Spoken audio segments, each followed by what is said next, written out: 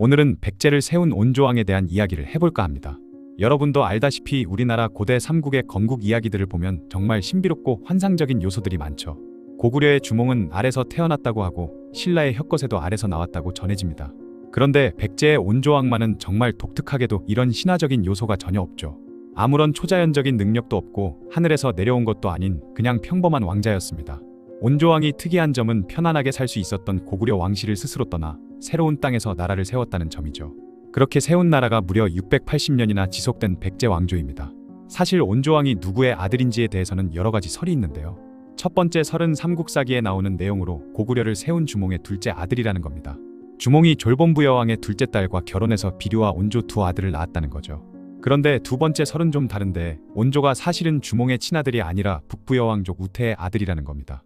우태가 소선호와 결혼해서 비류와 온조를 낳았는데 우태가 일찍 죽어서 소선호가 과부가 되었고 그 후에 주몽이 고구려를 세우면서 소선호와 재혼했다는 이야기이죠.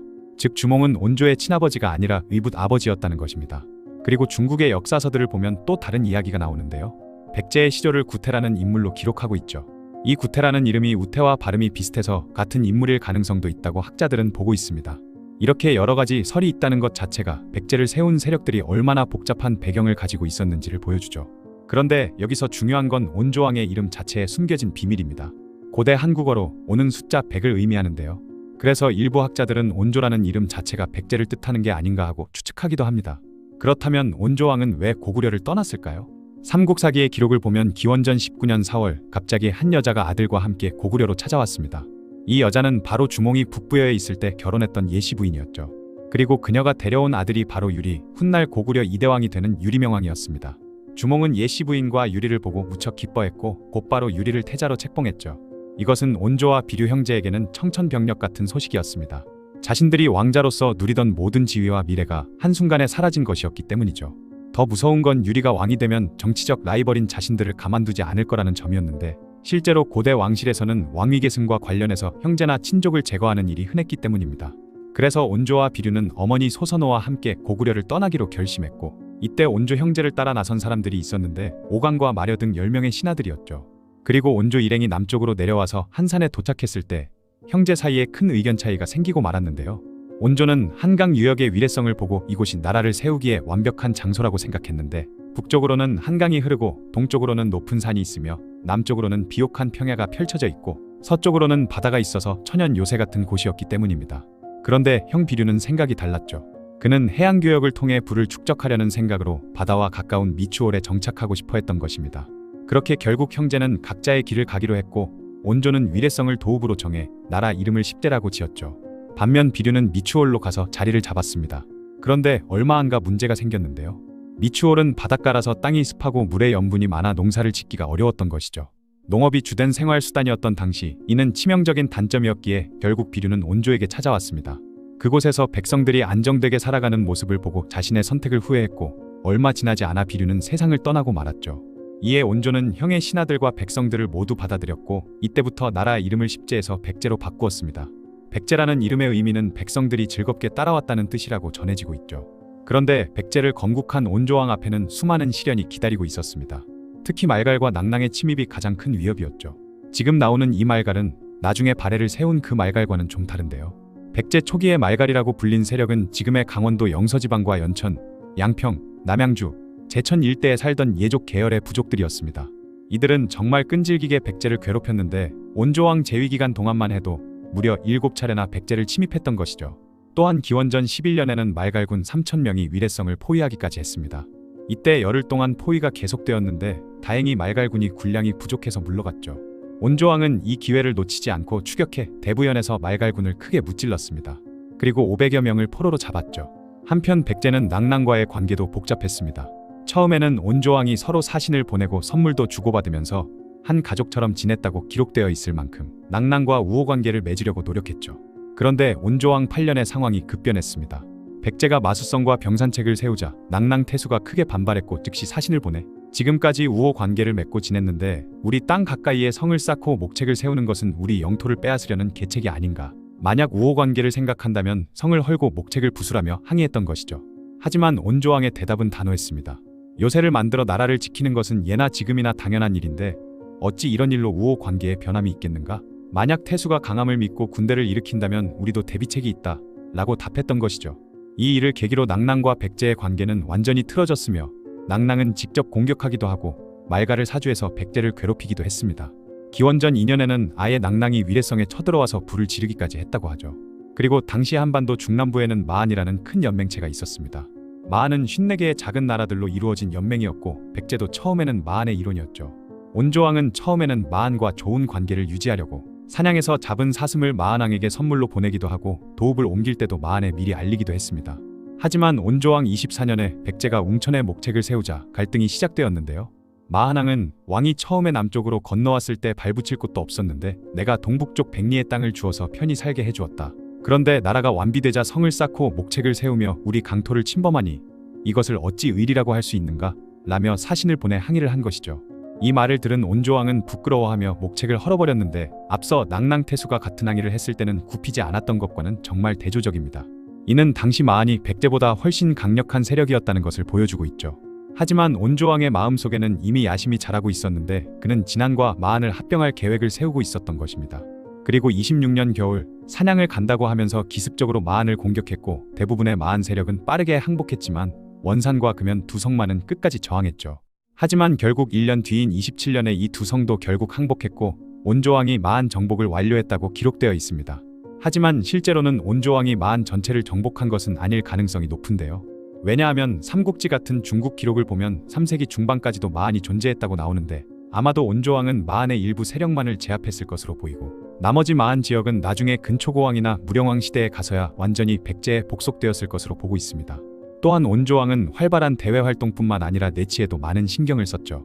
우선 왕실의 정통성을 확립하기 위해 아버지 동명성왕과 어머니 소선호의 사당을 세웠습니다. 이는 서로 다른 계통의 세력들이 모여 만들어진 백제를 하나로 묶는 상징적인 의미가 되었죠. 그리고 그는 행정체계도 정비했는데 맏아들 다루를 태자로 삼아 군사 업무를 맡겼습니다. 또한 영토가 확장되면서 효율적인 행정 관리가 필요해졌기 때문에 31년에 남부와 북부, 33년에는 동부와 서부를 만들어 사부 체제를 완성했죠. 한편으로는 농업 진흥에도 힘썼습니다. 온조왕은 직접 부락을 순시하면서 백성들을 위로하고 농사를 권장했으며 특히 33년에는 극심한 가뭄으로 백성들이 굶어 죽는 상황에 이르자 온조왕이 직접 나서서 상황을 안정시키기도 했죠. 37년에는 한강 동북쪽 마을에 흉년이 들어 1천여 호의 백성들이 고구려로 도망가는 일까지 벌어지자 온조왕은 전국을 순시하며 백성들을 직접 위로하고 농업과 양잠업을 장려했습니다. 흥미로운 점은 온조왕에 대한 기록이 다른 고대 왕들에 비해 유난히 자세하다는 점이죠. 삼국사기에서 온조왕 관련 기록이 무려 65줄이나 되는데 이는 백제의 모든 왕들 중에서 가장 많은 분량이기도 합니다. 심지어 후대의 유명한 왕들보다도 더 자세하게 기록되어 있죠. 그런데 이상한 점은 고고학적 발굴 결과나 중국의 기록들과 연대가 맞지 않는 부분이 많다는 점입니다. 이는 후대 백제 사람들이 건국자인 온조왕을 더욱 위대하게 만들기 위해 나중에 일어난 업적들을 온조왕의 것으로 돌린 것 같다고 추측하기도 하는데요. 그래서 현재 학자들은 온조왕의 실제 업적과 후대에 부풀려진 업적을 구분해서 연구하고 있다고 하죠. 최근 고고학 연구 결과를 보면 온조왕에 대한 새로운 해석이 나오고 있습니다.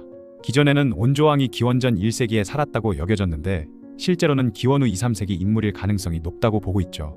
왜냐하면 고구려 적석총 양식이 임진강 일대에 나타나는 시기가 2세기 후반이고 한강 유역에서 백제 특유의 토돈분구묘가 나타나는 시기도 3세기 중후반입니다. 이를 종합해보면 온조 세력이 처음에는 파주 일대에 정착했다가 나중에 서울 강남 지역으로 이주했을 가능성이 높으며 실제로 온조왕 관련 기록을 보면 처음에는 하북 위례성에 있다가 나중에 하남 위례성으로 천도했다는 내용이 나오기도 하죠. 이는 고고학적 증거와도 일치하는 부분입니다.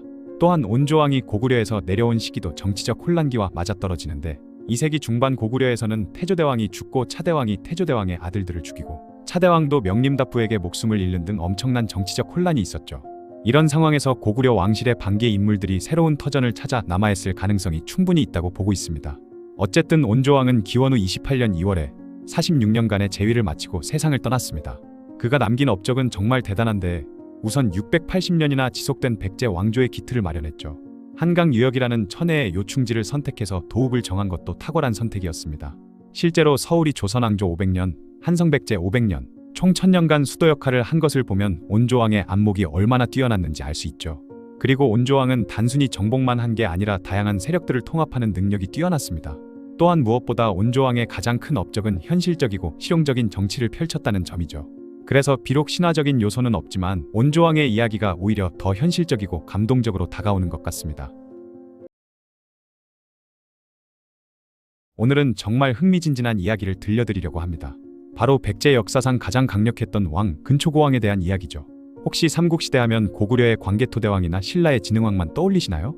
그런데 사실 백제에도 이들 못지않은 엄청난 정복왕이 있었습니다. 그가 바로 346년부터 375년까지 29년간 백제를 다스린 근초고왕이죠. 근초고왕이 왕위에 오르기 전 백제는 정말 큰 위기에 처해 있었습니다. 북쪽에서는 고구려가 314년에 낙랑군과 대방군을 완전히 점령하면서 백제와 국경을 맞대게 되었고, 그렇게 고구려의 위협을 직접적으로 받게 된 것이죠. 그런데 더 큰 문제는 백제 내부에 있었습니다. 바로 왕위 계승을 둘러싼 갈등이었죠. 당시 백제는 초고왕계와 고위왕계라는 두 세력이 왕위를 두고 치열하게 다투고 있었습니다. 그러다 보니 왕위가 자주 바뀌었고 근초고왕 바로 이전의 계왕은 고작 2년밖에 왕위에 있지 못했죠. 이런 혼란스러운 상황에서 비류왕의 둘째 아들이었던 근초고왕이 등장했는데, 놀랍게도 그는 둘째 아들임에도 불구하고 왕위에 올랐습니다. 이는 그가 어려서부터 체격이 크고 용모가 뛰어났으며 무엇보다 뛰어난 식견을 가지고 있었기 때문이죠. 근초고왕이 즉위한 후 가장 먼저 한 일은 왕권을 확실하게 다지는 것이었습니다. 그는 엘리트 귀족 가문이던 진씨 가문에서 왕비를 맞이해 강력한 정치적 동반자를 만들었죠. 또한 지방을 효율적으로 통제하기 위해 담노제라는 새로운 행정 시스템을 도입했습니다. 이는 영역을 나누어 지방관을 파견하는 제도로 중앙 집권화를 한층 강화시켰죠. 그런데 여기서 주목할 점이 있는데요. 삼국사기를 보면 근초고왕 재위 2년부터 21년까지의 기록이 하나도 없다는 것이죠. 이는 그가 이 기간 동안 대외 정복보다는 내정 안정에 집중했다는 것을 의미합니다. 근초고왕은 약 20년이라는 긴 시간 동안 차근차근 힘을 기르며 때를 기다렸던 것이죠. 그리고 내정 안정이 마무리되자 근초고왕이 본격적인 정복에 나섰습니다. 그의 첫 번째 목표는 남쪽의 마한 세력들이었죠. 당시 한반도 서남부에는 아직도 독립적인 마한 소국들이 존재했었는데요. 마한은 월지국, 백제 등 54개 부족국가 연맹체인데 3세기 중후반 목지국 타도 이후 마한의 새로운 맹주로 백제국이 오르게 되었던 것입니다. 특히 영산강 유역을 중심으로 한 소국연합체 친미달의 세력은 당시 백제국 다음으로 큰 세력을 형성하고 있었기에 백제를 마한의 맹주로 인정하지 않고 있었던 것이죠. 이에 근초고왕은 이들을 완전히 굴복시키기로 결심했던 것입니다. 그런데 근초고왕의 정말 대단한 점은 단순히 무력만 사용한 게 아니라는 것인데요. 그는 치밀한 외교 공작을 시작했죠. 먼저 가야의 탁순국의 구저, 미주류, 막고라는 3명의 사신을 보냈습니다. 이들은 표면적으로는 일본으로 가는 길을 묻는 것처럼 보였지만 실제로는 한반도 남부의 정세를 파악하고 각 소국들과의 관계를 구축하는 임무를 맡고 있었죠. 그러던 중 366년 일본의 야마토 정권에서 파견된 시마노 스쿠네라는 인물이 탁순국에서 알게 된 백제의 사신들이 일본에 관심이 있다고 생각해 백제로 사신들을 보냈는데, 이를 계기로 백제와 일본 사이에 본격적인 외교 관계가 시작된 것입니다. 근초고왕은 일본 사신을 극진히 대접하며 오색 비단, 각공 화살, 그리고 철정 사신매를 선물로 주었고, 보물창고를 열어 각종 진귀한 물건들을 보여줌으로써 백제의 국력을 과시했죠. 그리고 367년에는 근초고왕이 파견한 사신들이 신라 사신과 함께 일본에 도착했습니다. 그런데 여기서 흥미로운 일이 벌어졌죠.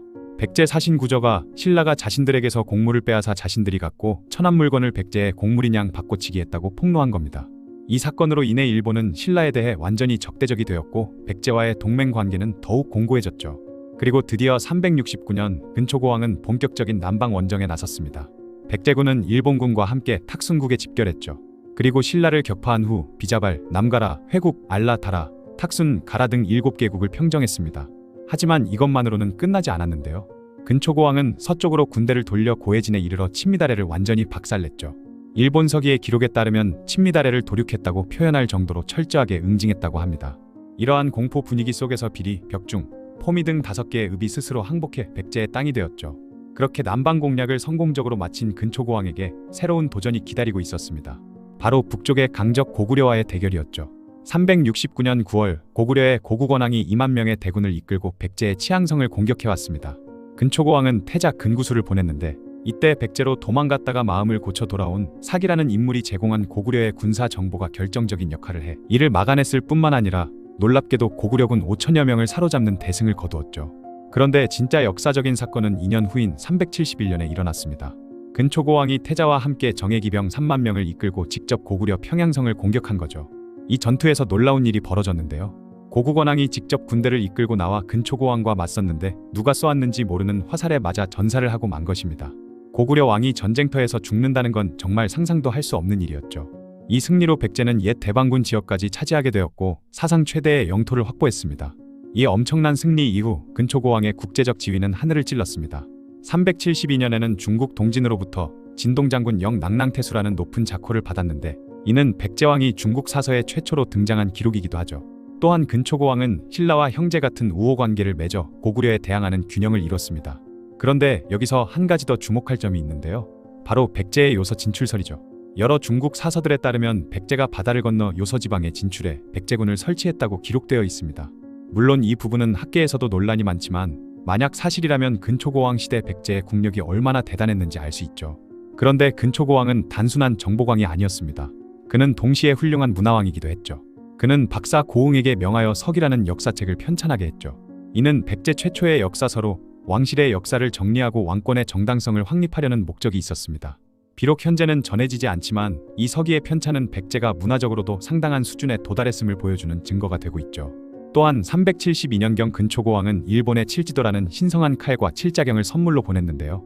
특히 칠지도에 새겨진 글자를 보면 백제왕이 외왕에게 하사한다고 적혀 있는데 백제가 일본을 아랫사람으로 대하고 있다는 것을 알 수 있죠. 또한 아직기와 왕인이라는 백제의 박사들을 일본에 파견해 천자문과 논어를 가르쳤습니다. 이들은 일본의 한자와 유학사상을 전파한 최초의 스승들이었죠. 근초고왕의 또 다른 업적은 동아시아 해상교역로를 개척한 것인데요. 그는 중국에서 백제를 거쳐 일본으로 이어지는 해상 루트를 확립했죠. 당시 중국은 5호 16국 시대의 혼란으로 육로가 막혀 있었는데 백제가 이 해상 루트를 통제함으로써 동아시아 문물교류의 중심 역할을 했습니다. 이를 통해 백제는 막대한 경제적 이익을 얻었을 뿐만 아니라 국제적 영향력도 크게 확대할 수 있었죠. 하지만 근초고왕의 말년은 그리 순탄치 않았습니다. 373년에는 백제의 독산성 성주가 300여 명을 이끌고 신라에 투항하는 사건이 발생했죠. 근초고왕이 돌려달라고 요청했지만 신라의 뇌물마립간에게 백성은 일정한 마음이 없어서 생각나면 오고 싫어지면 가는 것이라는 말에 더 이상 항의하지 못했다고 합니다. 또한 375년에는 고구려에게 수곡성을 빼앗겼음에도 불구하고 흉년 때문에 보복하지 못했죠. 이는 근초고왕이 단순히 정복에만 몰두하는 군주가 아니라 백성들의 생활을 우선적으로 고려하는 현명한 왕이었음을 보여주기도 합니다. 그리고 같은 해 11월 근초고왕은 29년간의 긴 통치를 마감하고 세상을 떠났죠. 근초고왕을 평가할 때 가장 주목해야 할 점은 그의 전략적 사고방식입니다. 고구려의 광개토대왕이나 신라의 진흥왕이 젊은 패기로 전장을 휩쓴 패왕형 군주였다면 근초고왕은 약 20년간 힘을 비축하며 치밀하게 계획을 세운 후 최소한의 전력으로 최대한의 효과를 거둔 전략가형 군주였죠. 근초고왕 시대는 분명히 백제의 역사상 최고의 전성기였습니다. 그는 남으로는 전라도 해안까지, 북으로는 황해도까지 영향력을 확대했죠. 또한 중국, 일본과의 외교 관계를 통해 백제를 동아시아의 주요 강국으로 만들어냈습니다. 그의 업적은 단순히 영토 확장에 그치지 않았는데요. 담노제라는 새로운 행정 시스템 도입, 서기 편찬을 통한 역사의식 확립, 그리고 동아시아 해상 교역로 개척까지 이 모든 것이 백제를 고대 동아시아의 문명 강국으로 만든 토대가 되었죠. 그런데 안타깝게도 많은 사람들이 삼국시대 하면 고구려의 광개토대왕이나 신라의 진흥왕만 떠올리고 있습니다. 근초고왕은 상대적으로 덜 알려져 있는 것인데요. 하지만 그의 업적을 자세히 살펴보면 결코 다른 정보광들에게 뒤지지 않는다는 것을 알 수 있으며 오히려 전략적 사고와 외교적 소환에서는 더 뛰어났다고 할 수 있을 정도이죠. 346년부터 29년간 백제를 이끌며 한반도 역사를 바꾼 이 위대한 근초고왕의 이야기가 더 많은 사람들에게 알려지기를 바랍니다. 오늘은 백제 역사상 가장 강력한 전사왕이라고 불리는 근구수왕에 대해 이야기해보겠습니다. 혹시 백제하면 어떤 이미지가 떠오르시나요? 대부분 문화적으로 발달했던 나라 또는 고구려와 신라 사이에서 힘들게 버텨냈던 나라 정도로 생각하실 텐데요. 하지만 사세기 백제는 완전히 달랐습니다. 그 시대 백제는 고구려를 압도하며 한반도 최강국의 자리에 올라 있었죠. 그리고 그 전성기의 중심에는 오늘 소개할 근구수왕이 있었습니다. 근구수왕은 단순히 왕좌에만 앉아 있었던 군주가 아닌데요. 직접 말을 타고 전장을 누비며 적과 맞서 싸웠던 진짜 전사였죠. 심지어 그는 오늘 이후로 누가 다시 이곳에 이를 수 있을까? 라는 말을 남기기도 했는데요. 오늘은 근구수왕의 놀라운 활약상에 대해 이야기해보겠습니다. 근구수왕의 본명은 부여수입니다. 그는 백제 최전성기를 이끌었던 근초고왕의 맏아들로 태어났죠. 하지만 그는 궁궐에서 편안하게 자라난 왕자가 아니었습니다. 아버지 근초고왕과 함께 직접 전장에 나가 수많은 전투 경험을 쌓았죠. 369년 부여수가 태자였을 때 일어난 치앙성 전투는 그의 군사적 천재성을 보여주는 대표적인 사례인데요. 당시 고구려의 고구권왕이 기병과 보병 2만 명을 이끌고 백제를 침공했죠. 이때 백제는 남쪽 마한 정벌에 집중하고 있었기 때문에 고구려의 기습 공격에 당황할 수밖에 없었습니다. 하지만 태자 부여수는 침착하게 군대를 이끌고 고구려군과 맞섰죠. 그런데 이때 사기라는 인물이 백제군 진영에 나타났습니다. 사기는 원래 백제 사람이었는데 왕의 말발굽을 다치게 하는 실수를 저질러 처벌이 두려워 고구려로 도망갔던 인물이었죠. 그런데 이번 전투를 앞두고 다시 백제로 돌아와 태자에게 중요한 정보를 제공했는데 그는 고구려 군대는 숫자만 많을 뿐 대부분이 허수아비 같은 병사들입니다. 진짜 강한 것은 오직 붉은 깃발을 든 부대뿐입니다. 그들만 먼저 무너뜨리면 나머지는 저절로 흩어질 것입니다. 라고 하는 것이었습니다. 이 말을 들은 태자 부여수는 즉시 전략을 세웠죠. 그것은 바로 고구려의 핵심 정예부대인 적기부대를 집중 공격하기로 한 것입니다.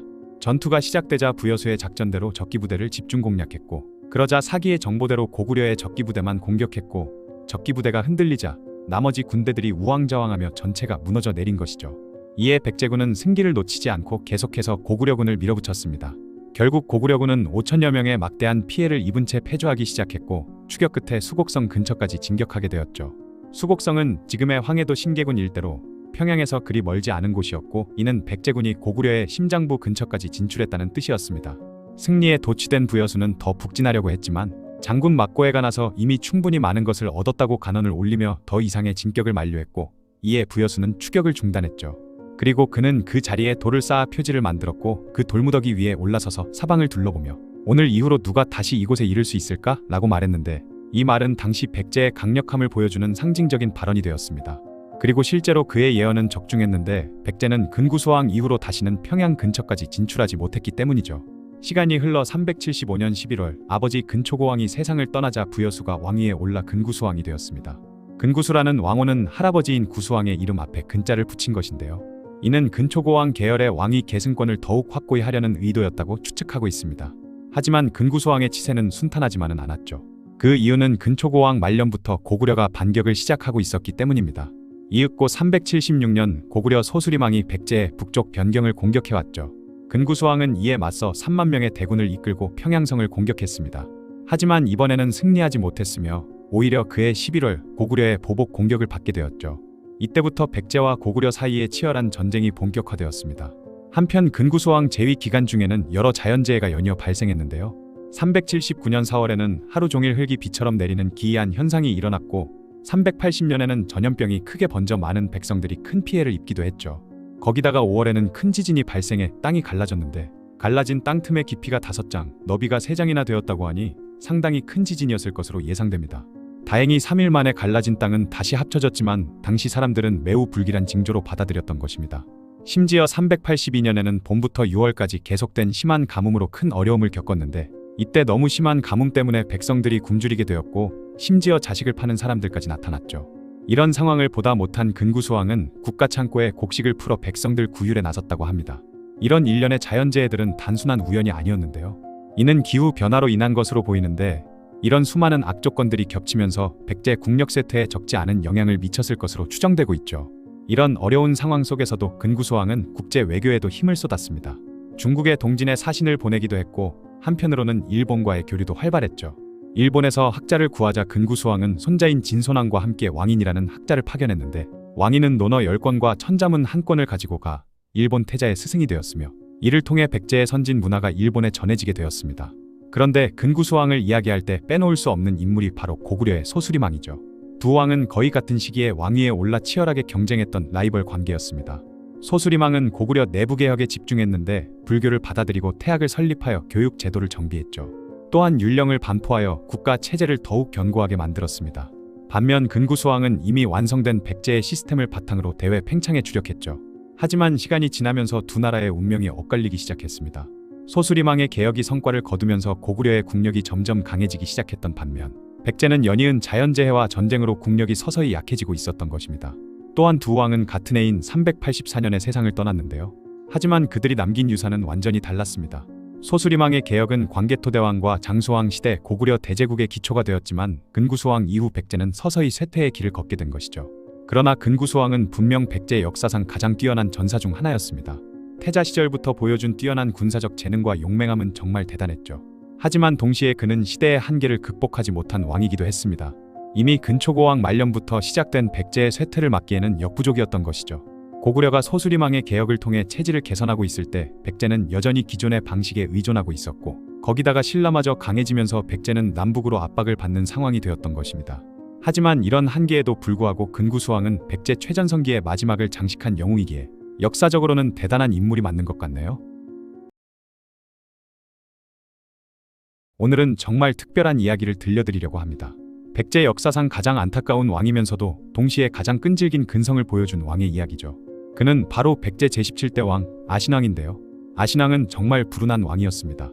왜냐하면 그의 최대 라이벌이 바로 고구려 역사상 최강의 정복왕인 광개토대왕이었기 때문이죠. 하지만 그는 절대 포기하지 않았는데요. 과연 아신왕은 어떤 삶을 살았을까요? 아신왕은 침류왕의 맏아들로 태어났습니다. 그의 출생에는 정말 신비한 이야기가 전해져 내려오는데 삼국사기에 따르면 아신왕이 태어난 날 밤에 신비한 빛이 사방을 비추며 밤을 밝혀주었다고 합니다. 또한 아신왕은 어려서부터 기계가 무척 호방했고 매사냥과 말타기를 좋아하는 상남자였다고 하죠. 하지만 운명은 그를 시험에 빠뜨리기 시작합니다. 385년 아신왕의 아버지 침류왕이 갑자기 세상을 떠나고 만 것이죠. 원래라면 태자였던 아신왕이 당연히 왕위를 이어받아야 했지만 당시 아신왕의 나이가 너무 어리다는 이유로 숙부인 진사왕이 대신 왕위에 올랐습니다. 그런데 당시 아신왕은 그렇게 어리진 않았을 걸로 추측되는데요. 그 이유는 진사왕이 즉위하고 불과 9년 후인 394년에 아신왕의 아들 부여전지가 태자로 책봉되었기 때문이죠. 이걸 보면 385년에 이미 아신왕은 아들까지 있었을 것으로 추정되는데 침류왕이 세상을 떠났을 당시의 아신왕의 나이는 대략 15, 16살 정도로 이 정도 나이면 어려서 즉위할 수 없었다고 하기에는 애매한 부분이 있는 것입니다. 그러면 진사왕의 즉위에는 다른 이유가 있었을 가능성이 높죠. 또한 일본서기에는 더욱 직설적으로 기록되어 있는데요.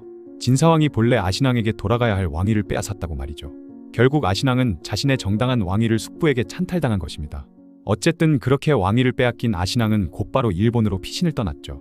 당시 백제와 일본은 우호 관계였기 때문에 아신왕은 일본에서 때를 기다렸습니다. 그런데 이때 고구려에서 중대한 변화가 일어나는데 391년 고구려의 정복왕 광개토대왕이 왕위에 오른 것이죠. 광개토대왕은 즉위하자마자 선왕들의 원수를 갚기 위해 백제를 공격하기 시작했습니다. 특히 전략 요충지인 관미성을 빼앗으면서 백제에 강한 압박을 가했죠. 이때 진사왕은 고구려의 추가 공격에 대비하기 위해 구원의 행궁에서 사냥 행사를 벌였습니다. 당시 사냥은 한가하게 노는 게 아니라 기마술과 궁술, 팀워크를 연습하는 훈련으로 봐야 하는데 바로 이 순간이 아신왕에게는 절호의 기회였죠. 그렇게 392년 아신왕은 마침내 행동에 나섰습니다. 일본의 지원을 받아 백제로 돌아온 것이죠. 일본서기에 따르면 일본은 키노 츠노노스쿠네 등을 파견해서 진사왕의 무례함을 꾸짖었다고 합니다. 그리고 백제에서는 진사왕을 죽여 사죄했다고 기록되어 있죠. 물론 이건 일본 측의 과장된 기록이지만 핵심은 아신왕이 일본의 도움을 받아 진사왕을 제거하고 왕위를 되찾았다는 것입니다. 7년 동안 타국에서 숨어있던 백제 태자가 마침내 자신의 자리를 되찾은 것이었죠. 어떻게 보면 광개토대왕 덕분에 아신왕이 왕위를 되찾을 수 있었다고도 볼 수 있는데요. 왜냐하면 광개토대왕의 공격으로 진사왕의 입지가 약해졌고 그 틈을 타서 아신왕의 정변이 성공했기 때문이죠. 하지만 이것은 동시에 아신왕에게는 새로운 시련의 시작이었습니다. 이제 그는 한국사 최강의 정복왕과 정면으로 맞서야 했던 것이죠. 이는 아신왕 입장에서는 정말 불운한 타이밍이었는데요. 만약 다른 시대에 태어났다면 그의 능력으로 충분히 명군이 될 수 있었을 것으로 추측되긴 하죠. 어쨌든 아신왕은 즉위하자마자 바로 행동에 나섰습니다. 광개토대왕에게 빼앗긴 영토를 되찾기 위해서 움직인 것이죠. 393년 아신왕은 자신의 외삼촌이자 용맹한 장수인 진무를 좌장으로 임명했고 곧장 1만의 병력으로 관미성을 공격했습니다. 진무는 정말 용감한 장수였는데요. 병사들보다 앞에 서서 쏟아지는 화살과 돌을 무릅쓰고 용맹하게 전투에 나섰던 것이죠. 그리고 관미성을 포위하는 데까지 성공했지만 결과는 실패였습니다. 보급이 제대로 이루어지지 않아 군량이 부족해졌고 결국 퇴각할 수밖에 없었던 것이죠. 하지만 아신왕은 포기하지 않았습니다. 이번에는 전지를 태자로 삼아 후계구도를 확실히 한 다음 다시 고구려를 공격했죠. 그런데 이번에는 광개토대왕이 직접 나섰는데요. 5,000명의 정예기병을 이끌고 수곡성에서 백제군을 격파한 것이죠. 하지만 이에 굴하지 않고 아신왕의 고구려 공격은 계속되는데 395년 8월엔 진무에게 다시 명해 고구려를 공격했지만 결과는 참혹했습니다. 광개토대왕이 직접 7,000 기병을 이끌고 왔고 전투 결과 백제군이 대패하고 8,000명이나 전사하고 만 것이죠. 이에 아신왕은 즉위한 이후 처음으로 본인이 직접 7,000 군사를 거느리고 고구려를 향해 진격했습니다. 그런데 한강을 건너 청목령까지 갔을 때 갑자기 큰 눈이 내리기 시작했고 병사들이 얼어 죽기 시작하자 결국 아신왕은 철수할 수밖에 없었죠. 하늘마저 아신왕의 편이 아니었던 것 같은데요. 아신왕의 고구려 공격은 매번 실패하긴 했지만 거의 1년에 한 번씩 계속 고구려를 공격해 들어오자 광개토대왕은 그런 아신왕이 굉장히 거슬렸는데 당시 고구려는 백제뿐만 아니라 후연, 거란 등 북방의 강력한 적들도 상대해야 했기 때문입니다. 결국 참을 수 없었던 광개토대왕은 396년 직접 군대를 이끌고 백제를 향해 진격하기 시작했죠. 고구려군의 진격은 굉장히 매서웠는데 순식간에 한강을 건너 백제의 수십 개성을 함락시키고 수도 위례성을 포위하기에 이르렀던 것입니다. 결국 버티지 못한 아신앙은 항복할 수밖에 없었는데요. 아신앙은 광개토대왕 앞에 무릎 꿇고 지금부터 영원히 노객이 되겠습니다 라고 외치는 굴욕을 맛보게 되었죠. 광개토대왕은 아신앙의 항복을 받아들였지만 대가는 혹독했습니다. 58개 성 700개 촌을 고구려에 빼앗겼고 동생과 대신 10명이 볼모로 끌려갔죠. 이때 한강 이북은 물론이고 강원도 영서 지역과 충주 지역까지 모두 잃었습니다. 삼국시대에는 한강 유역을 차지하는 나라가 전성기를 맞게 되었었는데요. 그렇게 백제는 한순간에 영토의 상당 부분을 잃어버렸고 한강 유역을 차지한 고구려는 전성기가 시작된 것이죠. 그런데 아신앙은 여기서 포기하지 않았습니다. 광개토대왕에게 고개를 숙인 것은 그저 상황을 모면하기 위함일 뿐이었지 진심으로 항복한 게 아니었던 것이죠. 계속되는 고구려의 위협에 대비하기 위해서는 다른 나라와의 군사적 협조가 절실했습니다. 당시 신라는 이미 고구려와 밀접한 관계를 맺고 있었기 때문에 아신앙은 일본에 주목했죠. 그리고 397년 5월 아신앙은 태자 전지를 일본에 보냈습니다. 공식적으로는 우호를 다지기 위해서였지만 실제로는 군사적 지원을 요청하기 위해서였죠. 차기 왕위 계승자인 전지를 일본에 보냈다는 사실에서 아신앙과 백제의 절박한 상황을 짐작할 수 있습니다. 그런 아신앙과 전지의 외교적 노력은 효과를 거두었는데요. 일본이 한반도에 군사를 파견한 것이죠. 398년 8월 아신앙은 다시 고구려를 치려고 출진해 한산 북쪽의 목책에까지 진출했습니다. 그런데 그날 밤에 큰 별이 병영 안에 떨어지는 사건이 벌어졌는데 아신앙은 이 일을 굉장히 불운하게 여겼고 그렇게 북벌을 중지하고 말았죠. 하지만 아신앙은 포기하지 않았습니다. 이듬해인 399년에 또다시 고구려를 공격하려고 아신앙이 징집을 했는데 백성들이 크게 반발하자 그렇게 북벌은 또 취소되고 말았는데요. 백성들이 징집되지 않기 위해 도망을 가는 바람에 군대 모으기가 어려워진 것이었습니다. 심지어 백성들은 징집을 피해 대규모로 신라와 일본 등으로 달아나기까지 했죠. 백성들 입장에서는 계속 고구려군과의 전쟁에서 패하자 전쟁이 꺼려지기 시작했으며 군대에 가봤자 개죽음만 당할 뿐이라 생각했기 때문이었던 것인데요. 백성들마저 아신앙을 외면하면서 백제의 군사력까지 약화되었는데 이에 아신앙은 고구려를 공격하는 건 일단 미뤄두고 고구려와 동맹관계이던 신라를 먼저 공격하기로 마음먹었죠. 그리고 가야 외국과 함께 신라를 침공하게 됩니다. 이에 신라의 뇌물마립가는 광개토대왕에게 구원을 요청했고 광개토대왕은 군사 5만을 보내서 신라를 구원하게 했죠. 결국 백제, 가야, 외의 연합군은 고구려군에 대패하고 말았습니다. 그렇게 백제는 근초고왕 때 가야 지역까지 뻗쳐놓은 한반도 남부지역 패권까지 잃게 되면서 뼈아픈 타격을 받게 되죠. 이후 아신앙은 일본과의 관계를 더욱 강화하기 위해 다양한 노력을 기울였습니다. 유명한 아직기와 왕인을 일본으로 보낸 것도 이 시기로 보이죠. 이들은 당대의 석학들로 백제의 선진 문화를 일본에 전파했으며 아신앙은 일본에서 군사 지원을 받기 위해 할 수 있는 모든 방법을 동원하고 있었던 것입니다. 그러던 404년 아신앙에게 기회가 찾아오는데요. 바로 광개토대왕이 후현을 공격하기 위해 요서와 후현 쪽에 고구려 주력군이 몰려 있었던 것이죠. 이에 아신앙은 다시 가야와 일본을 끌어들여 황해도를 공격했습니다. 수군과 육군으로 황해도의 석성을 공격한 후 평양성까지 치고 올라갔죠. 주력군이 빠진 고구려는 방어가 약해져 있었기에 아신앙은 마침내 고구려에게서 일부 영토를 수복하는 데 성공했습니다. 하지만 사태가 커지자 광개토대왕이 직접 군대를 이끌고 내려와 전투 끝에 결국 또다시 패배했지만 이번에는 개성 일대까지는 고수할 수 있었죠. 그리고 405년 3월 왕궁의 서쪽에서 한 필의 비단과 같은 흰 기운이 일어났는데 그해 9월 아신앙이 갑자기 세상을 떠났습니다. 당시 아신앙의 나이는 31에서 36세 정도로 추정되는데 꽤 젊은 나이였죠. 그런데 아신앙의 죽음에는 의문점이 많습니다. 왜냐하면 태자 전지가 일본에 머물러 있는 등 왕위 계승을 위한 준비가 전혀 되어 있지 않았기 때문이죠. 연이은 실정과 전쟁의 실패로 불만을 품은 귀족들의 정변으로 인해 목숨을 잃었을 가능성이 있다고 합니다. 그렇게 아신앙이 갑자기 세상을 떠나자 둘째 동생인 부여훈회가 정사를 대리하면서 태자 전지의 귀국을 기다렸죠.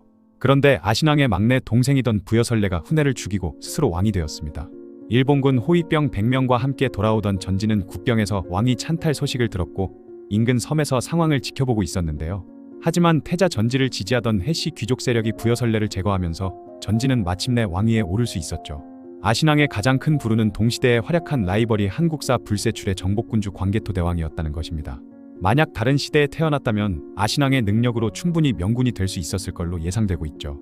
왕위 찬탈과 왕권 탈환을 위해 백제로 오는 과정에서 신라와 가야까지 제압하는 활약을 보면 능력 자체는 확실히 있긴 했지만 상대가 너무 강했던 것입니다. 수없이 패배하고 굴욕을 당하며 백성들이 등을 돌리고 잦은 패전으로 나라 살림이 피폐해지면서까지 백제의 자존심을 위해 아신앙은 끝까지 싸웠죠. 아신앙의 이런 근성과 백제 땅을 수복하려던 노력은 정말 대단한 것이었습니다. 아신앙은 한일 관계의 역사에서도 중요한 인물인데요. 백제가 열세에 처한 덕분에 일본이 상당한 성장을 이룰 수 있었기 때문이죠. 백제로부터 쏟아져 들어오는 유민 행렬로 인구가 증가했고 고급 인력을 수용할 수 있었던 것입니다. 아신왕이 군사 지원을 받기 위해 왕인 아직기 같은 당대의 석학을 일본에 보내어 선진 문화를 전파시킨 것도 큰 영향을 미쳤죠. 아신왕은 비록 광개토대왕에게 여러 번 패했지만 그의 끈질긴 정신만큼은 영원히 기억될 것입니다. 절망적인 상황에서도 포기하지 않고 끝까지 싸운 그의 모습은 오늘날 우리에게도 큰 감동을 주는 것 같네요. 혹시 바둑 한 판 때문에 나라가 망했다는 이야기를 들어보신 적 있으신가요? 바로 백제 21대 왕인 계로왕의 이야기입니다. 455년부터 475년까지 20년간 백제를 다스린 계로왕은 고구려 첩자 도림의 계략에 속아 무리한 토목공사를 벌이다가 결국 고구려 장수왕의 공격을 받아 한성이 함락되고 비참한 최후를 맞았다고 전해지는데요. 계로왕은 흔히들 암군이라고 여겨지는데 단순히 놀고 먹기만 한 암군이 아니었습니다. 그는 왕권 강화를 위해 치밀한 정치 개혁을 단행했고 고구려의 남침에 맞서 외교적 노력도 기울였죠. 오늘은 계로왕의 진짜 이야기를 해보겠습니다. 계로왕의 원래 이름은 경사 또는 여경이었습니다. 그런데 그의 즉위 과정에는 미스터리가 많죠. 비유왕이 죽은 지 불과 한 달 만인 455년 10월에 고구려가 백제를 침공했던 것입니다. 마치 비유왕의 죽음을 기다렸다는 듯이 말이죠. 더 이상한 건 계로왕이 즉위한 후 무려 14년 동안 삼국사기에 그에 대한 기록이 전혀 없다는 점입니다. 그리고 아버지 비유왕의 시신을 21년이나 방치했다가 뒤늦게 장례를 치렀는데 이 또한 이상한 일이죠. 그동안 무언가 사정이 있어서 시신을 발견하지 못했거나 수습할 수 없었던 것으로 보이는데 무슨 일이 벌어졌는지는 현재까지 밝혀지지 않았습니다. 어쨌든 이런 상황들을 종합해보면 계로왕의 즉위가 그리 순탄하지 않았다는 걸 알 수 있는데요.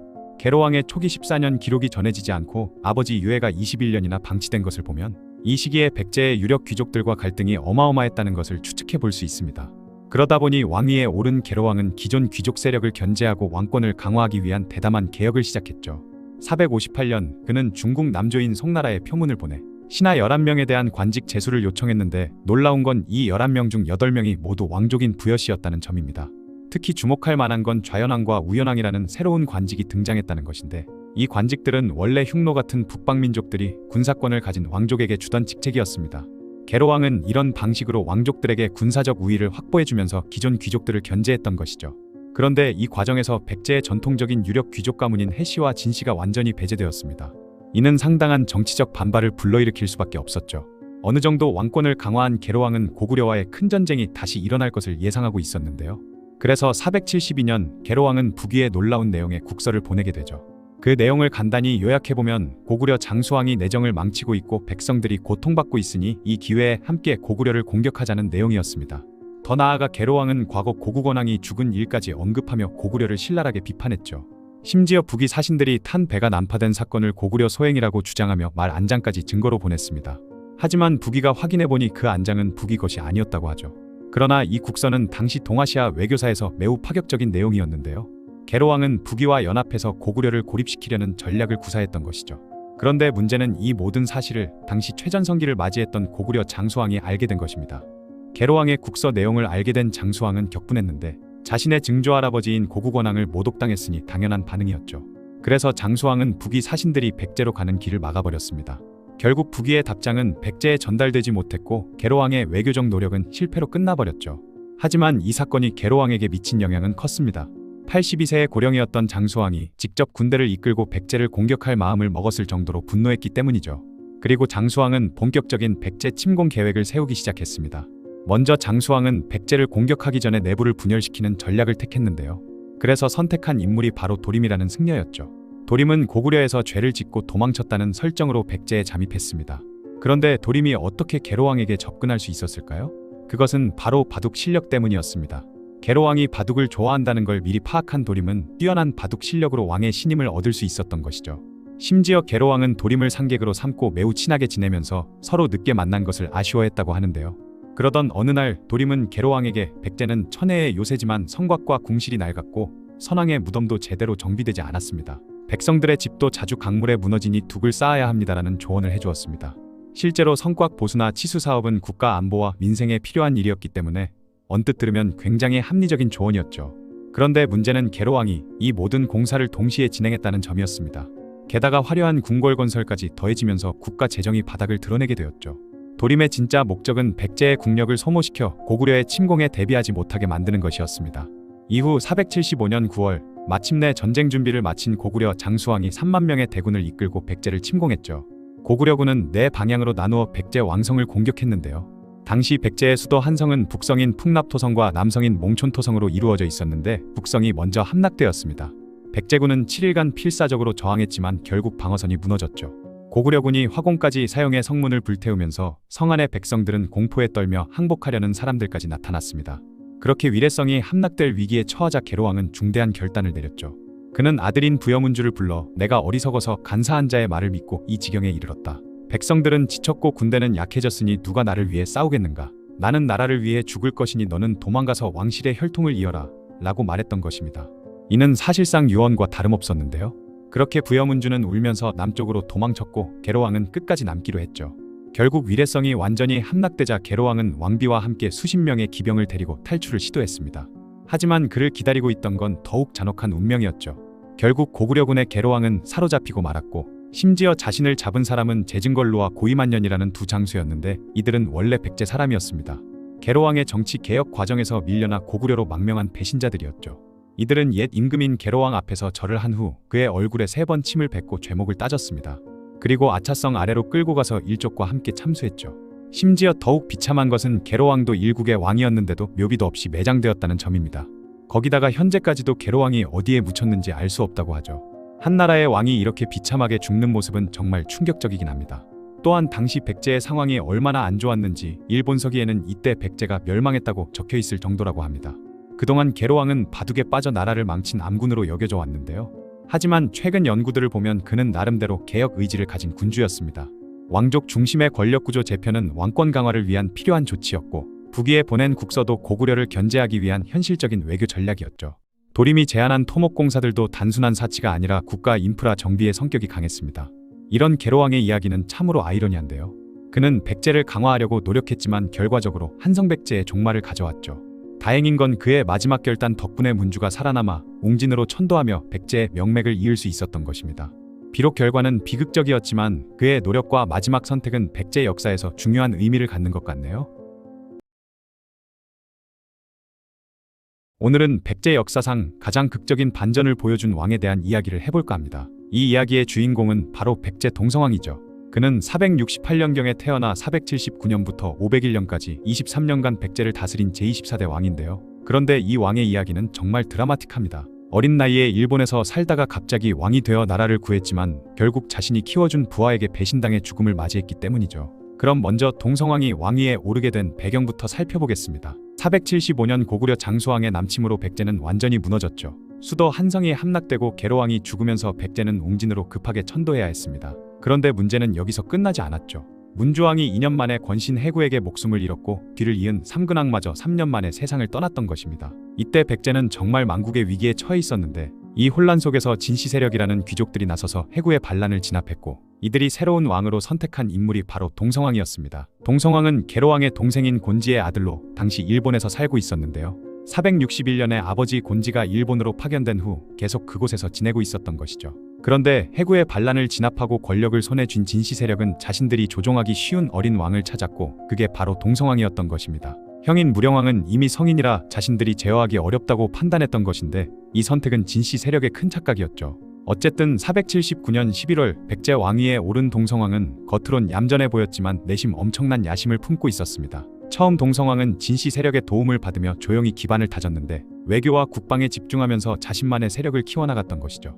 당시 실권을 잡고 있었던 진로를 병관 좌평 겸 진해외 병마사라는 중요한 직책에 임명한 것도 사실은 계산된 수였습니다. 그리고 동성왕은 정말 영리한 선택을 하는데 웅진 지역의 신진 세력들을 적극적으로 등용하기 시작한 것이죠. 동성왕은 사시, 연시, 백시 같은 지역 유력 가문들을 중앙 정계로 끌어들였고 이들은 금강 유역에 기반을 둔 세력들로 기존의 한성에서 내려온 구 귀족들과는 완전히 다른 출신이었습니다.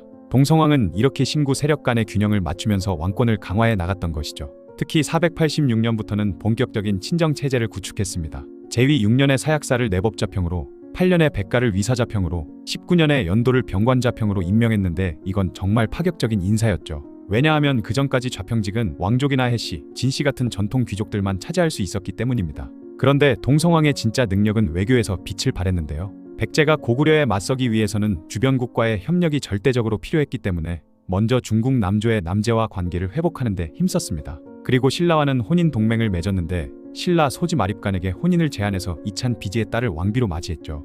이건 단순한 결혼이 아니라 나제 동맹을 더욱 공고히 하는 정치적 결합이었는데요. 실제로 이후 고구려가 공격해 올 때마다 백제와 신라는 서로 원군을 보내며 연합 전선을 구축했고 481년에는 고구려와 말갈의 연합군을 신라, 가야와 함께 격퇴하기도 했죠. 그런데 동성왕 시대에 굉장히 독특한 기록이 등장합니다.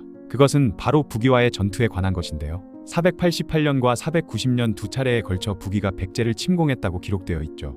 그런데 이 전투는 정말 미스터리한 점이 많습니다. 북이와 백제 사이에는 고구려가 있어서 직접적인 충돌이 어려웠기 때문이죠. 고구려를 거쳐서 오지 않으면 서해를 건너왔어야 하는데 그것도 굳이 그렇게까지 하면서 백제를 공격할 이유가 북이에게는 없기도 했습니다. 어쨌든 동성왕은 사범명, 찬수류, 해레곤, 목간나 등의 장군들을 보내 북이군을 크게 물리쳤다고 기록되어 있으며 특히 490년 전투에서는 북이는 수십만 기병을 잃었다고 기록되어 있죠. 물론 이 숫자는 과장된 것일 가능성이 높지만 상당한 규모의 전투였던 것은 분명합니다. 학자들은 이 전투가 요서 지역에서 벌어졌을 가능성을 제기하기도 하는데요. 대체 북이는 어떻게 백제까지 원정을 왔을까요? 어쨌든 이 승리로 동성왕의 위상은 크게 높아졌습니다. 거기다가 동성왕은 대외 정책뿐만 아니라 내정에서도 큰 성과를 거두었죠. 먼저 잃어버린 한강 일대를 서서히 회복해 나갔는데 482년 고구려가 말갈을 동원해 한산성을 습격했을 때 이듬해 직접 한산성을 방문해 군사와 백성들을 위문했습니다. 이는 백제가 옛 한성 지역을 빠르게 되찾아가고 있다는 신호였죠. 그리고 남쪽으로는 더욱 적극적인 확장 정책을 펼쳤는데요. 489년에는 전라도 지역의 마한 세력을 완전히 합병했으며 498년에는 탐나국, 즉 지금의 제주도까지 정벌했죠. 동성왕이 직접 무진주, 지금의 광주까지 출정하자 탐나국이 항복하면서 무력 충돌 없이 탐나국을 속국으로 만들었습니다. 또한 수도 정비에도 힘썼는데요. 웅진의 교량을 건설하고 우두성, 사연성, 이산성 등을 축조해 수도 방어망을 강화했으며 사정성, 가림성 같은 지방 거점들을 새로 건설하기도 했죠. 하지만 동성왕의 통치 후반부는 완전 180도 달라집니다. 497년 연도를 병관자평에 임명하면서부터 측근 정치의 늪에 빠져들기 시작했던 것이죠. 그는 소수의 측근들을 통해 권력을 집중시키려 했고 이로 인해 언로가 막혀버렸습니다. 심지어 499년 한산 지역에 큰 가뭄이 들어 백성들이 굶어 죽는 상황이 벌어졌는데 이에 신하들이 궁궐 창고를 열어 백성들을 구제하자고 건의했지만 동성왕은 듣지 않았죠. 오히려 500년 봄에는 웅진성 동쪽에 임류각이라는 호화로운 건물을 지었고 여기서 사치스러운 정원을 만들고 동물들을 기르며 향락에 빠졌습니다. 신하들의 간언조차 귀찮아해서 궁궐 문을 닫아버릴 정도였죠. 이 시기 동성왕은 사비 천도도 계획하고 있었는데요. 490년과 501년 여러 차례 사비에서 사냥을 했는데 이는 단순한 사냥이 아니라 천도 후보지를 둘러본 것으로 보입니다. 하지만 천도는 기존 세력들의 기득권을 위협하는 일이었고 특히 웅진을 기반으로 한 귀족들의 반발이 심했죠. 동성왕의 몰락은 정말 아이러니했는데요. 자신이 직접 등용해서 위사자평, 즉 경호실장으로 임명한 백가가 반란을 일으킨 것이죠. 백가는 백시가문 출신으로 동성왕이 신진 세력을 등용하면서 발탁한 인물이었습니다. 그런데 동성왕이 백가를 새로 건설한 가림성의 성주로 임명하자 상황이 급변하기 시작했죠. 그것은 바로 백가가 이를 좌천으로 받아들였던 것입니다. 웅진에서 활동하던 그에게 부여 임천 지역의 가림성 근무는 사실상 유배나 다름없었기에 백가는 병을 핑계로 부임을 거부했지만 동성왕은 이를 허락하지 않았습니다. 결국 501년 11월 운명의 날이 다가왔죠. 동성왕이 사비 서원에서 사냥을 하던 중 갑작스런 폭설을 만나 근처에서 머물게 되었는데 바로 이때 백가가 보낸 자객들이 습격을 가했습니다. 동성왕은 현장에서 바로 죽지는 않았지만 중상을 입었고 웅진성으로 돌아온 후 12월에 결국 세상을 떠났습니다. 그런데 백가의 반란에는 몇 가지 의문점이 있는데요. 첫째는 왜 왕의 최측근이 왕을 배신했을까이고 둘째는 백가는 왜 반란 후 큰 저항 없이 항복하고 처형당했을까입니다. 그러다 보니 일부 학자들은 무령왕이 배후에 있었을 가능성을 제기하고 있죠. 무령왕은 동성왕보다 나이가 많았는데도 왕위에 오르지 못했기 때문인데 만약 무령왕이 백가를 조종해서 동성왕을 제거하고 일이 성공하자 백가를 버렸다면 모든 것이 설명됩니다. 실제로 무령왕은 동성왕이 죽자마자 아무런 혼란 없이 왕위에 오르기도 했죠. 또 다른 가설은 구귀족 세력의 반격설인데요. 한강 일대의 경제권을 가진 해씨, 진씨 같은 전통 귀족들이 동성왕의 남진 정책에 불만을 품고 반란을 사주했다는 것이죠. 무령왕이 즉위 후 적극적으로 고구려를 공격해 한강 유역에 영향력을 행사하려 한 것도 이를 뒷받침합니다. 어쨌든 백가는 반란 후 가림성으로 도망쳤지만 무령왕이 보낸 토벌군에 쉽게 제압당했고 별다른 저항 없이 항복한 후 처형되었죠. 동성왕은 백제를 망국의 위기에서 구해낸 중흥군주라는 점은 분명한 사실이긴 합니다. 웅진으로 천도 이후 극심한 혼란을 겪던 백제를 정상궤도에 올려놓았죠. 그리고 신구 세력 간의 균형을 통해 왕권을 강화하고 적극적인 외교로 고구려에 맞설 수 있는 기반을 다졌습니다. 거기다가 영토도 상당 부분 회복했고 탐나구까지 복속시키며 백제의 영향력을 넓히기까지 했죠. 하지만 말년의 타락은 그의 모든 업적을 무색하게 만들었습니다. 백성들이 굶어 죽는데도 사치와 향락에만 빠져 있었고 신하들의 간언을 무시했으며 권력에 취해 측근 정치를 강화하다가 결국 자신이 키워준 부하에게 배신당하는 비극적인 엔딩을 맞았죠. 그럼에도 동성왕의 23년 통치는 백제사에서 매우 중요한 의미를 갖는데요. 그가 다진 기반 위에서 무령왕과 성왕이 백제의 전성기를 이끌 수 있었기 때문이죠. 동성왕은 두 얼굴을 모두 가진 굉장히 복잡한 인물이었습니다. 그리고 그렇기 때문에 1500년이 지난 지금도 우리가 그의 이야기에 주목하는 것이겠죠. 오늘 이야기할 주인공은 특이하게 한반도가 아닌 일본에서 태어나 백제의 왕이 됩니다. 462년 지금의 일본 사가현 가카라 섬에서 한 아이가 태어났죠. 그런데 이 아이의 탄생 과정이 정말 드라마틱한데요. 왜 백제 왕족이 일본 땅에서 아이를 낳게 되었고 이 아이는 어떻게 백제로 돌아가 왕이 되었을까요? 오늘은 백제의 중흥을 이끈 무령왕의 놀라운 일생에 대한 이야기를 해볼까 합니다. 무령왕의 출생은 정말 소설 같은데요. 461년 백제는 고구려의 침입으로 위기에 처해 있었죠. 당시 계로왕은 동생 곤지를 외국으로 보내 지원군을 요청하기로 결정합니다. 그런데 곤지가 계로왕에게 황당한 요청을 하는데요. 그것은 바로 계로왕의 임신한 후궁을 자신에게 달라는 이상한 요청이었죠. 이에 계로왕은 가는 길에 아이를 낳으면 즉시 백제로 돌려보내라는 조건을 달았지만 동생의 이 요청을 받아들입니다. 이후 곤지는 계로왕의 후궁과 함께 외국으로 향했고 지금의 일본 사가현 가카라 섬에 도착했을 때 후궁이 갑자기 진통을 시작했죠. 그렇게 6월 1일 바다 한복판의 작은 섬에서 한 아이가 태어났고 이 아이가 바로 훗날 백제 중흥의 주역이 될 무령왕이었습니다. 섬에서 태어났다고 해서 이름을 당시 백제어로 섬을 뜻하는 사마라고 지었는데요. 일본 기록에는 도군, 즉 섬의 군주라고도 불렸다고 기록되어 있죠. 그리고 곤지는 약속대로 갓난아기를 배에 태워 백제로 보냈는데 이렇게 무령왕은 태어나자마자 고향 땅으로 돌아오게 된 것입니다. 무령왕이 태어난 후 백제는 계속해서 어려운 시기를 겪었는데요. 475년 고구려 장수왕의 공격으로 한성이 함락되면서 계로왕이 목숨을 잃었고 백제는 웅진으로 천도하며 국력이 크게 약화되었습니다. 그 후 문주왕, 삼근왕, 동성왕으로 이어지는 동안 정치적 혼란이 계속되었죠. 특히 동성왕은 왕권 강화를 위해 강압적인 정책을 펼치다가 신하들의 반발을 사게 됩니다. 그러던 501년 12월 마침내 기회의 순간이 찾아오게 되는데요. 위사자평 백가가 자객을 보내 동성왕을 시해한 것이죠. 당시 40세였던 무령왕에게 왕위계승의 기회가 찾아온 것입니다. 그렇게 무령왕은 곧장 다음 백제왕으로 즉위했고 곧바로 한솔 해명과 함께 가림성에 운거에 있던 백가 토벌에 나섰죠.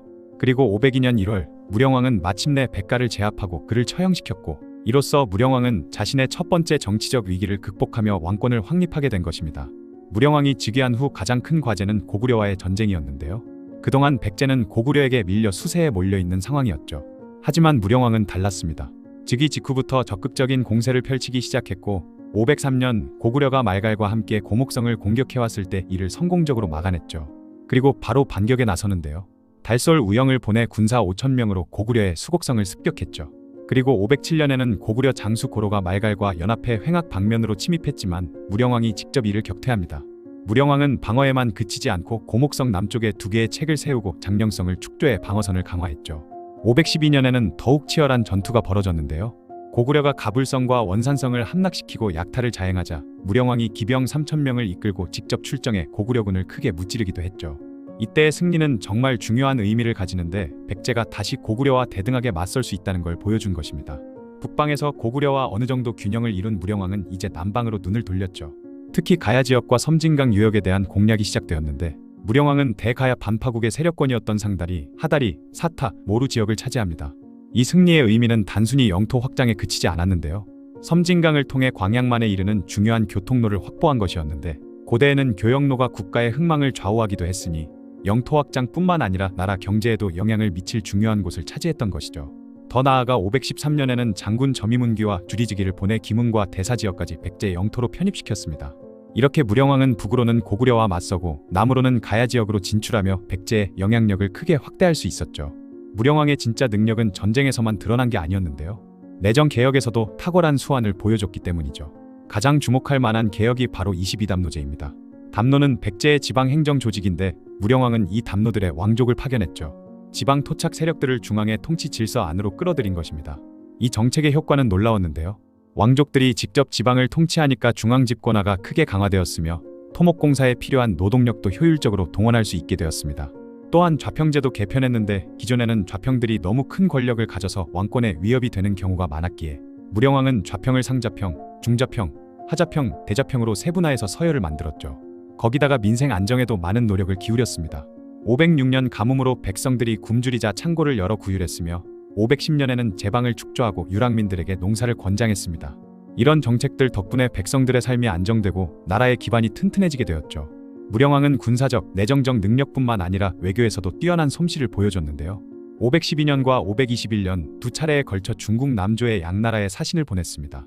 이때 재미있는 일화가 있는데 당시 신라 사신도 함께 데려간 백제 사신은 양나라 황제에게 신라가 백제의 속국이라고 거짓말을 한 것이죠.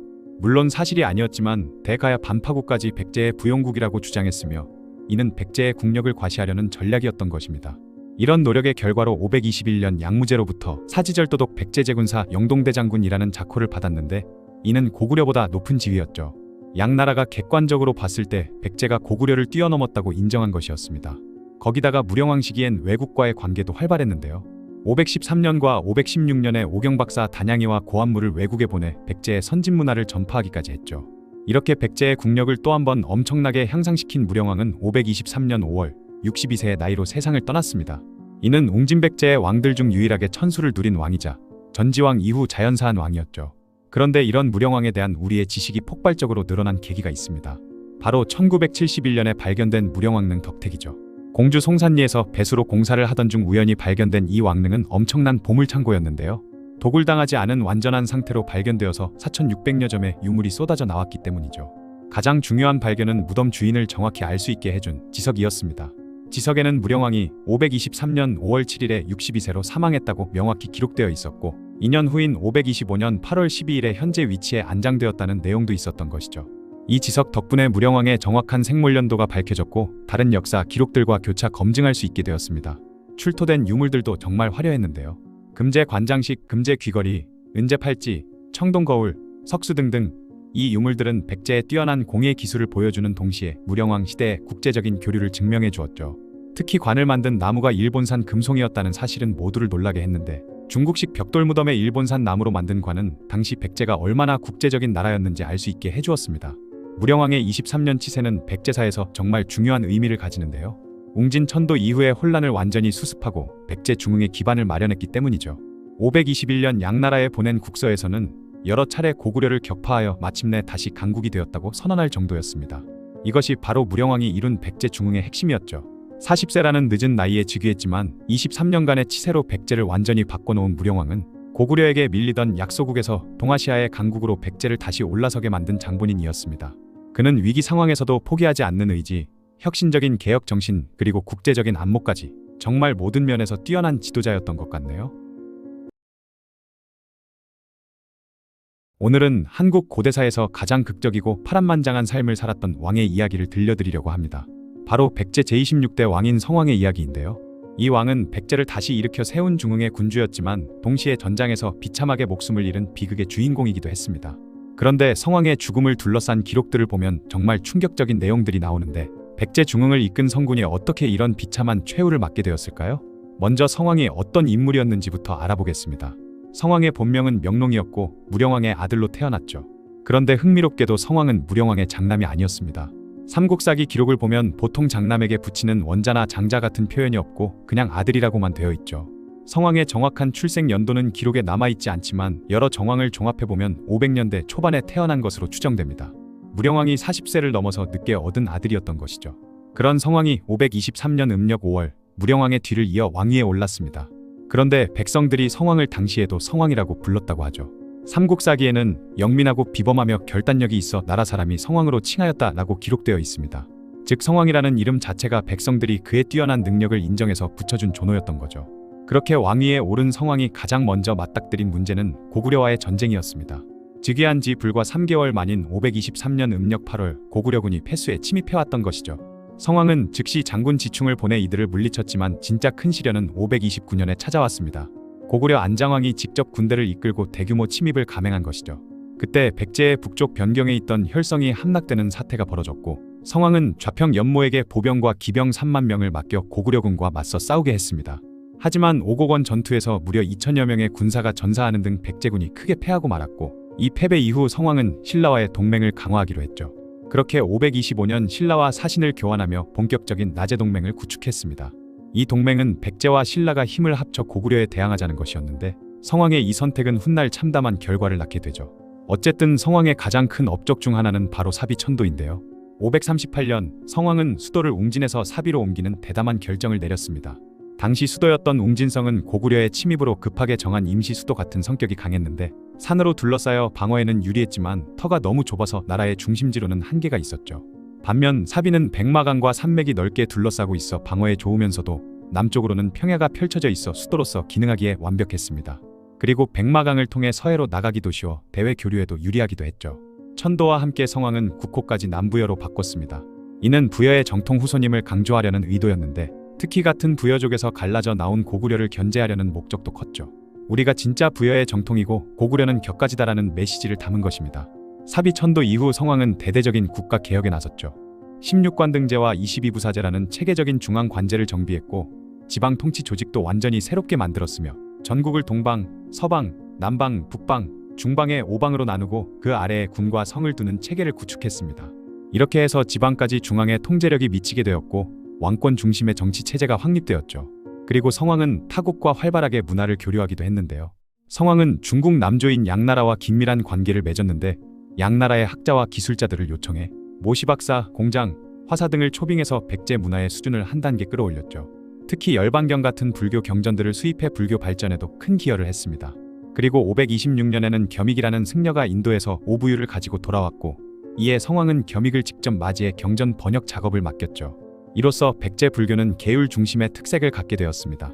하지만 성왕의 가장 유명한 업적은 역시 일본의 불교를 전파한 것인데요. 552년 성왕은 달솔 놀이사치계를 일본에 파견하면서 석가불 금동상 한구, 번개, 경론 등을 함께 보냈고 이는 처음으로 일본에 불교를 전해준 것이었습니다. 이는 동아시아 불교사에서 매우 중요한 사건이었죠. 그뿐만 아니라 의박사, 역박사 등 다양한 전문가들도 파견해서 일본 문화 발전에도 크게 기여했습니다. 그런 성왕에게는 하나의 큰 꿈이 있었는데 바로 고구려에게 빼앗긴 한강 유역을 되찾는 것이었죠. 당시 한강 유역은 단순한 땅이 아니었습니다. 백제의 옛 수도인 위례성이 있던 곳이자 중국과의 교류에서 핵심적인 역할을 하는 전략적 요충지였죠.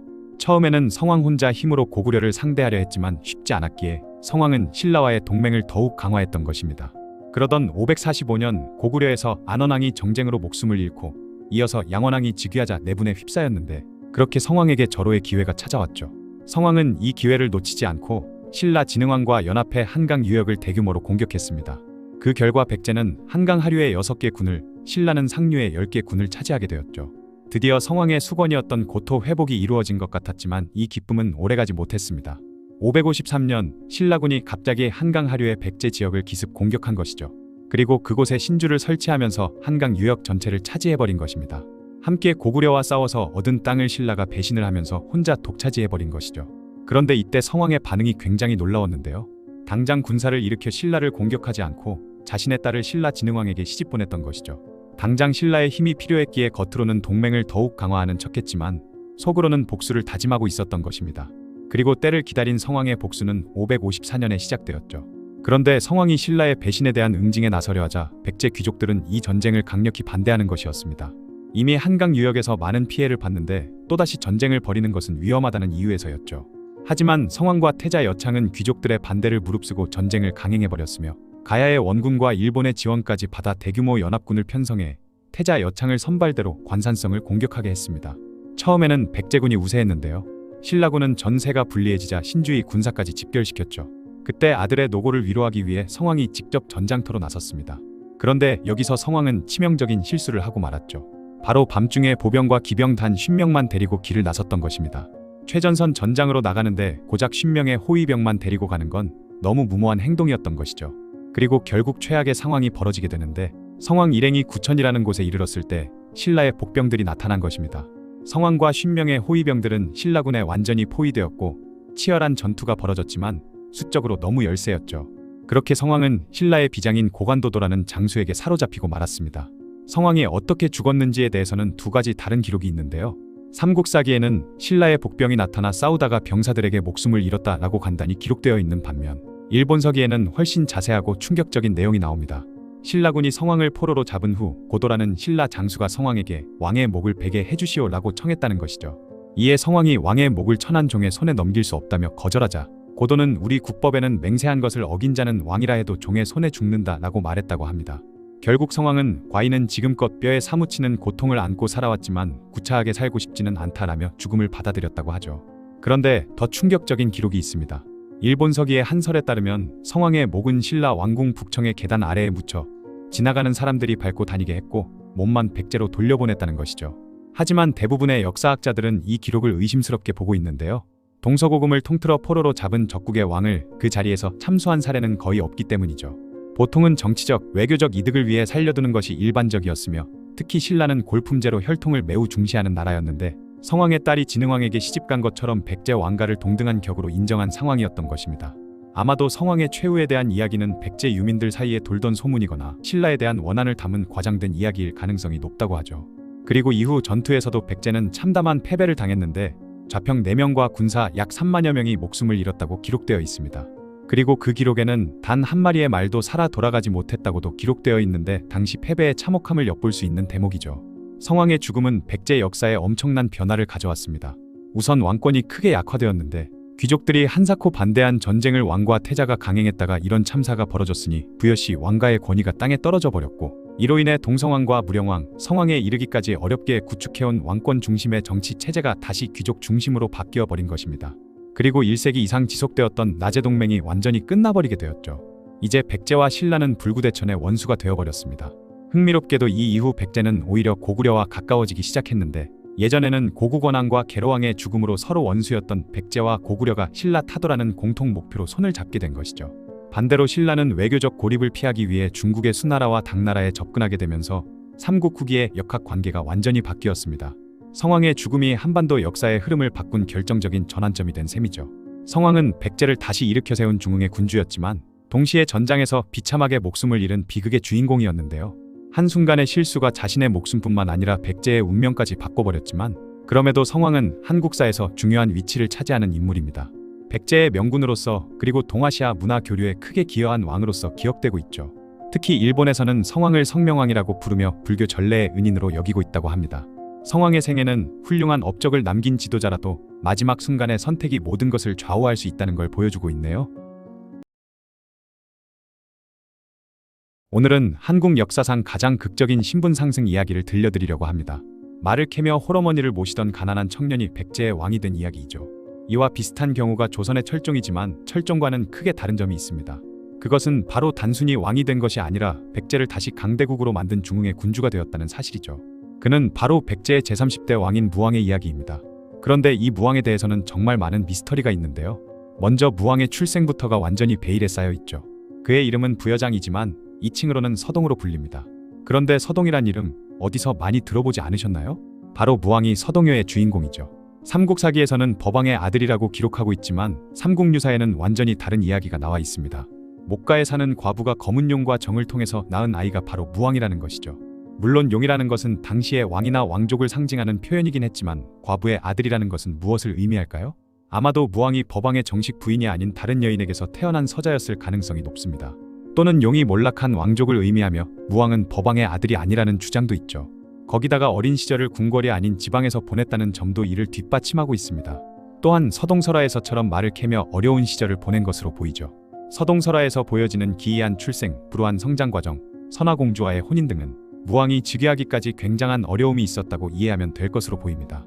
하지만 그 어려움이 어떤 것이었는지는 기록이 없어 확실히 알기 어렵고 다만 대성팔족이라고 불리던 귀족들의 견제가 원인이었을 것으로 보이죠. 그런데 여기서 한 가지 더 흥미로운 사실이 있는데요. 무왕이 태어나고 자란 곳이 바로 익산이라는 점이죠. 익산은 당시 백제의 변방이었지만 무왕에게는 특별한 의미가 있었던 곳입니다. 나중에 그가 왕이 되어서 익산으로 천도를 시도했던 것도 이와 무관하지 않겠죠. 삼국유사에 전해지는 서동설화를 보면 정말 흥미진진한 이야기가 펼쳐집니다. 서동은 신라 진평왕의 셋째 딸인 선화공주가 아름답다는 소문을 듣게 되고 아이들에게 말을 나누어 주며 묘한 동요를 부르게 하죠. 선화공주님은 남 몰래 짝을 맞추어 두고 서동 서방을 밤에 몰래 안고 간다. 이 노래가 신라 궁궐까지 퍼지자 신라왕실에는 한바탕 난리가 났고 결국 선화공주는 유배를 가게 됩니다. 그런데 바로 그때 서동이 나타나서 공주를 모시고 가겠다고 했고 그렇게 둘은 결혼하게 된다는 것이죠. 물론 이 이야기가 모두 사실은 아닐 겁니다. 하지만 분명한 것은 무왕이 정치적으로 매우 뛰어난 인물이었다는 것을 시사하죠. 실제로 2009년 미륵사지에서 발견된 사리봉안기에 따르면 무왕의 왕비는 사태광후였습니다. 이는 무왕이 익산 지역의 호족 세력과 정치적 결혼을 했다는 것을 의미하죠. 아마도 서동서라는 여러 이야기가 합쳐져서 만들어진 것 같은데요. 중요한 것은 무왕이 지방 출신이면서도 뛰어난 정치적 소환으로 왕위에 올랐다는 사실이죠. 그런데 무왕이 왕위에 올랐을 때 백제의 상황은 정말 절망적이었습니다. 위덕왕이 45년간 장기 집권한 후 598년에 죽자 혼란이 시작되었는데요. 70세가 넘은 해왕이 즉위했지만 1년 만에 사망했으며 그 다음 법왕이 즉위했지만 역시 1년 만에 세상을 떠났던 것이죠. 연속으로 왕들이 단명하면서 백제는 완전히 혼란에 빠졌습니다. 귀족들 사이에서는 권력 다툼이 벌어졌고 왕실의 권위는 땅에 떨어졌죠. 거기다가 대외적으로도 상황은 최악이었습니다. 신라는 한강 유역을 차지한 후 계속해서 백제를 압박하고 있었고 고구려는 남진 정책을 펼치며 위협적인 존재였죠. 이런 무지막지한 상황에서 무왕이 즉위했는데 그는 그런 백제의 위기를 타개하기 위해 움직이기 시작합니다. 무왕이 왕권을 강화할 수 있었던 결정적인 계기는 아이러니하게도 큰 패배에서 나왔는데요. 602년 좌평 해수가 4만이라는 대규모 병력을 이끌고 신라의 암악산성을 공격했죠. 이는 소백산맥을 넘어 신라의 배후를 치려는 전략이었습니다. 하지만 결과는 참담한 패배였죠. 해수는 혼자만 살아서 돌아올 정도로 완전히 박살이 났습니다. 이 패배로 4만 명의 병력을 잃었다는 것은 성왕이 관산성에서 잃은 3만 명보다도 많은 손실이었죠. 하지만 무왕에게는 이것이 오히려 기회가 되었습니다. 이 패배의 책임을 져야 할 귀족 세력들의 힘이 크게 약화되었던 것이죠. 무왕은 이 기회를 놓치지 않고 친왕 세력들을 대거 등용하기 시작했습니다. 기존의 좌평제를 육좌평제로 개편하고 22부사의 장으로 임명해서 구체적인 임무를 부여했죠. 이렇게 해서 중앙의 정치 구조를 국왕 중심으로 완전히 바꿔놓을 수 있었던 것입니다. 왕권을 강화한 무왕은 본격적으로 신라에 대한 반격을 시작하는데요. 그의 전략은 매우 체계적이고 치밀했는데 무왕은 먼저 소백산맥을 넘는 통로 확보에 집중했죠. 624년 백제군은 마침내 소백산맥을 넘어 함양으로 진출했고 이는 정말 중요한 성과였습니다. 함양을 확보했다는 것은 신라의 배후를 공격할 수 있는 거점을 마련했다는 의미였죠. 그리고 636년에는 독산성을 기습해서 함양을 완전히 점령했으며 여기서 멈추지 않고 동남쪽으로 진출해 진주까지 영역을 확장했습니다. 거기다가 한강 유역 회복을 위해 가잠성을 3차례나 공격하면서 비록 완전한 회복은 이루지 못했지만 신라에게는 엄청난 압박이 되었죠. 중요한 건 무왕 재위 기간 동안 신라와의 전쟁에서 거둔 승리들은 백제에게 오랜만에 자신감을 되찾아 주었다는 것이었습니다. 562년 가야 멸망 이후 처음으로 백제가 낙동강 방면으로 진출할 수 있었기 때문이죠. 그리고 무왕의 뛰어난 점은 단순히 군사적 능력만이 아니었습니다. 그는 국제 정세를 매우 교묘하게 활용했죠. 당시 동아시아에서는 고구려와 수나라가 격렬하게 대립하고 있었는데 무왕은 이 상황을 기가 막히게 이용했던 것입니다. 겉으로는 수나라에 조공을 바치면서 고구려 공격을 요청했지만 실제로는 군대를 신라로만 보냈죠. 이는 완전한 이의제의 전략이었는데 수나라와 고구려가 서로 싸우는 동안 백제는 신라를 공격할 수 있었기 때문입니다. 수나라가 멸망하고 당나라가 건국된 후에도 무왕은 이런 전략을 계속 유지했고 당고조로부터 대방군왕 백제왕이라는 칭호까지 받았죠. 하지만 627년 당 태종이 백제와 신라의 화친을 권유하자 겉으로는 순종하는 척했지만 속으로는 여전히 신라를 원수로 여겼습니다. 이런 무왕의 외교 전략은 단기적으로는 성공적이었지만 장기적으로는 당나라의 신뢰를 잃는 결과를 가져오게 되죠. 또한 무왕은 안정된 왕권을 바탕으로 대규모 토목 공사에 나섰습니다. 이는 단순한 건설이 아니라 왕의 권위를 보여주는 정치적 행위였죠. 630년에는 사비궁을 화려하게 수리했고 634년에는 왕궁 남쪽에 인공호수인 궁남지를 만들었습니다. 이 호수 안에는 인공섬까지 만들어서 마치 신선이 사는 방장선산 같다고 했죠. 그리고 같은 해에 왕응사도 완성되었습니다. 이 절은 법왕이 착공했지만 무왕이 30여 년 만에 완성시킨 것이었는데요. 왕응사는 이름에서도 알 수 있듯이 왕과 왕실의 번영을 기원하는 호국 사찰이었죠. 하지만 무왕의 가장 야심찬 프로젝트는 바로 미륵사였습니다. 익산에 지은 이 절은 규모는 실로 어마어마했는데 3탑 3금당의 구조는 정말 웅장했으며 미륵사지 9층 석탑은 석탑의 규모가 동방 최대였다고 하죠. 이 모든 공사들은 무왕의 강력한 왕권을 상징하는 것이었습니다. 그리고 무왕의 가장 야심찬 계획은 바로 익산으로의 천도였는데요. 관세음응엄기에 따르면 무왕은 실제로 익산에 별도를 설치했다고 기록되어 있습니다. 익산에는 왕궁평성이라는 궁성을 축조했고 제석사라는 내불당도 창건했으며 미륵사까지 건설해서 완전한 도시의 모습을 갖췄죠. 그런데 왜 무왕은 익산으로 천도하려고 했을까요? 첫 번째로는 정치적 이유였습니다. 기존의 사비에 털을 둔 귀족 세력을 약화시키고 자신의 근거지인 익산 세력을 친위 세력으로 육성하려는 의도였죠. 두 번째로는 군사적 이유였습니다. 익산은 신라와 가야 지역을 공격하기에 사비보다 훨씬 유리한 위치에 있었기 때문이죠. 그리고 호남평야라는 넓은 배후지가 있어서 전쟁을 위한 후방 보급로 확보에도 좋았습니다. 세 번째로는 개인적 이유였는데 익산은 무왕이 태어나고 자란 곳이었기 때문이죠. 하지만 이 천도 계획은 결국 실현되지 못했는데요. 630년 사비공 수리와 함께 천도 계획은 포기된 것으로 보입니다. 또한 기존 귀족들의 반대가 너무 컸던 것도 있었을 거라 추측되기도 하죠. 이후 641년 음력 3월 무왕은 41년간의 긴 통치를 마감했습니다. 당태종은 무왕의 죽음을 듣자 소복을 입고 통곡했다고 하는데 심지어 현무문에서 애도식을 거행하고 광록대부로 추증했죠. 이는 무왕이 국제적으로도 인정받는 군주였다는 것을 보여줍니다. 무왕의 능은 익산 쌍능으로 추정되고 있는데요. 2018년 발굴조사 결과 60, 70대 남성의 유골이 발견되었는데 키가 161에서 170cm 정도의 건장한 체격이었다고 합니다. 이는 삼국사기의 풍채와 거동이 빼어났다는 기록과 일치하죠. 무왕의 치세는 백제사의 큰 전환점이 되었습니다. 그의 왕권 강화 정책은 아들 의자왕이 전제 왕권을 구축할 수 있는 기반이 되어 주었죠. 무왕의 치세를 평가할 때는 명암이 뚜렷하게 나뉘는데요. 긍정적인 면을 보면 정말 대단한 업적을 남겼습니다. 40년 10개월이라는 긴 재위 기간 동안 불안한 전국 수습과 신라와의 연전연승으로 백제의 자신감을 되찾아 주었으며 탁월한 정치적 역량과 능수능란한 외교술로 국가의 위상을 크게 높인 것이죠. 하지만 부정적인 측면도 있는데요. 외교적으로는 국제적 신의를 잃었다는 것이죠. 수나라와 당나라를 도우겠다고 하면서도 실제로는 신라만 공격하는 이중적인 모습을 보인 것이 결국 당나라가 백제 대신 신라와 손을 잡는 계기가 되었던 것입니다. 또한 말년에는 정사의 흥미를 잃고 사치스러운 연애에만 빠져 있었다고 하죠. 동국통감에서는 강성함을 믿고 교만하여 신라를 침략했고 사치에 빠져 나라가 망하지 않은 것이 다행이라고 평가했습니다. 무왕은 분명 백제 중흥의 주역이었지만 동시에 완벽하지 않은 인간이었던 것인데요. 하지만 의문스러운 출생 과정에서도 왕위에 올라 패배감에 빠져있던 백제를 다시 일으킨 것 자체는 대단한 왕이었던 것 같습니다. 오늘은 백제의 마지막 왕인 의자왕에 대한 이야기를 해볼까 합니다. 아마 많은 분들이 의자왕 하면 삼천궁녀부터 떠올리실 텐데요. 과연 의자왕은 정말로 주색에 빠진 무능한 왕이었을까요? 오늘 이 영상을 끝까지 보시면 의자왕에 대한 여러분의 생각이 완전히 바뀔지도 모릅니다. 그럼 지금부터 백제 마지막 왕의 파란만장한 이야기를 시작해보겠습니다. 의자왕은 백제 30대 왕인 무왕의 맏아들로 태어났죠. 삼국사기의 기록에 따르면 의자왕은 어려서부터 부모에게 효도하고 형제들과 우애가 깊어서 사람들이 해동증자라고 불렀다고 합니다. 증자는 공자의 제자 중에서도 효행으로 특히 유명한 사람이죠. 그런데 여기서 의문이 듭니다. 왜 무왕의 맏아들인 의자왕이 무려 40세가 다 되어서야 태자로 책봉되었을까요? 보통 맏아들이면 일찍 태자가 되는 게 당연한데 말이죠. 사실 이것은 의자왕의 출생에 숨겨진 비밀과 관련이 있습니다. 의자왕의 어머니가 누구인지에 대해서는 여러 설이 있는데요. 서동설화에 따르면 신라의 선화공주라는 이야기도 있고 미륵사 사리봉안기에서는 무왕의 왕후가 백제귀족 사택적덕의 딸이라고 나와 있습니다.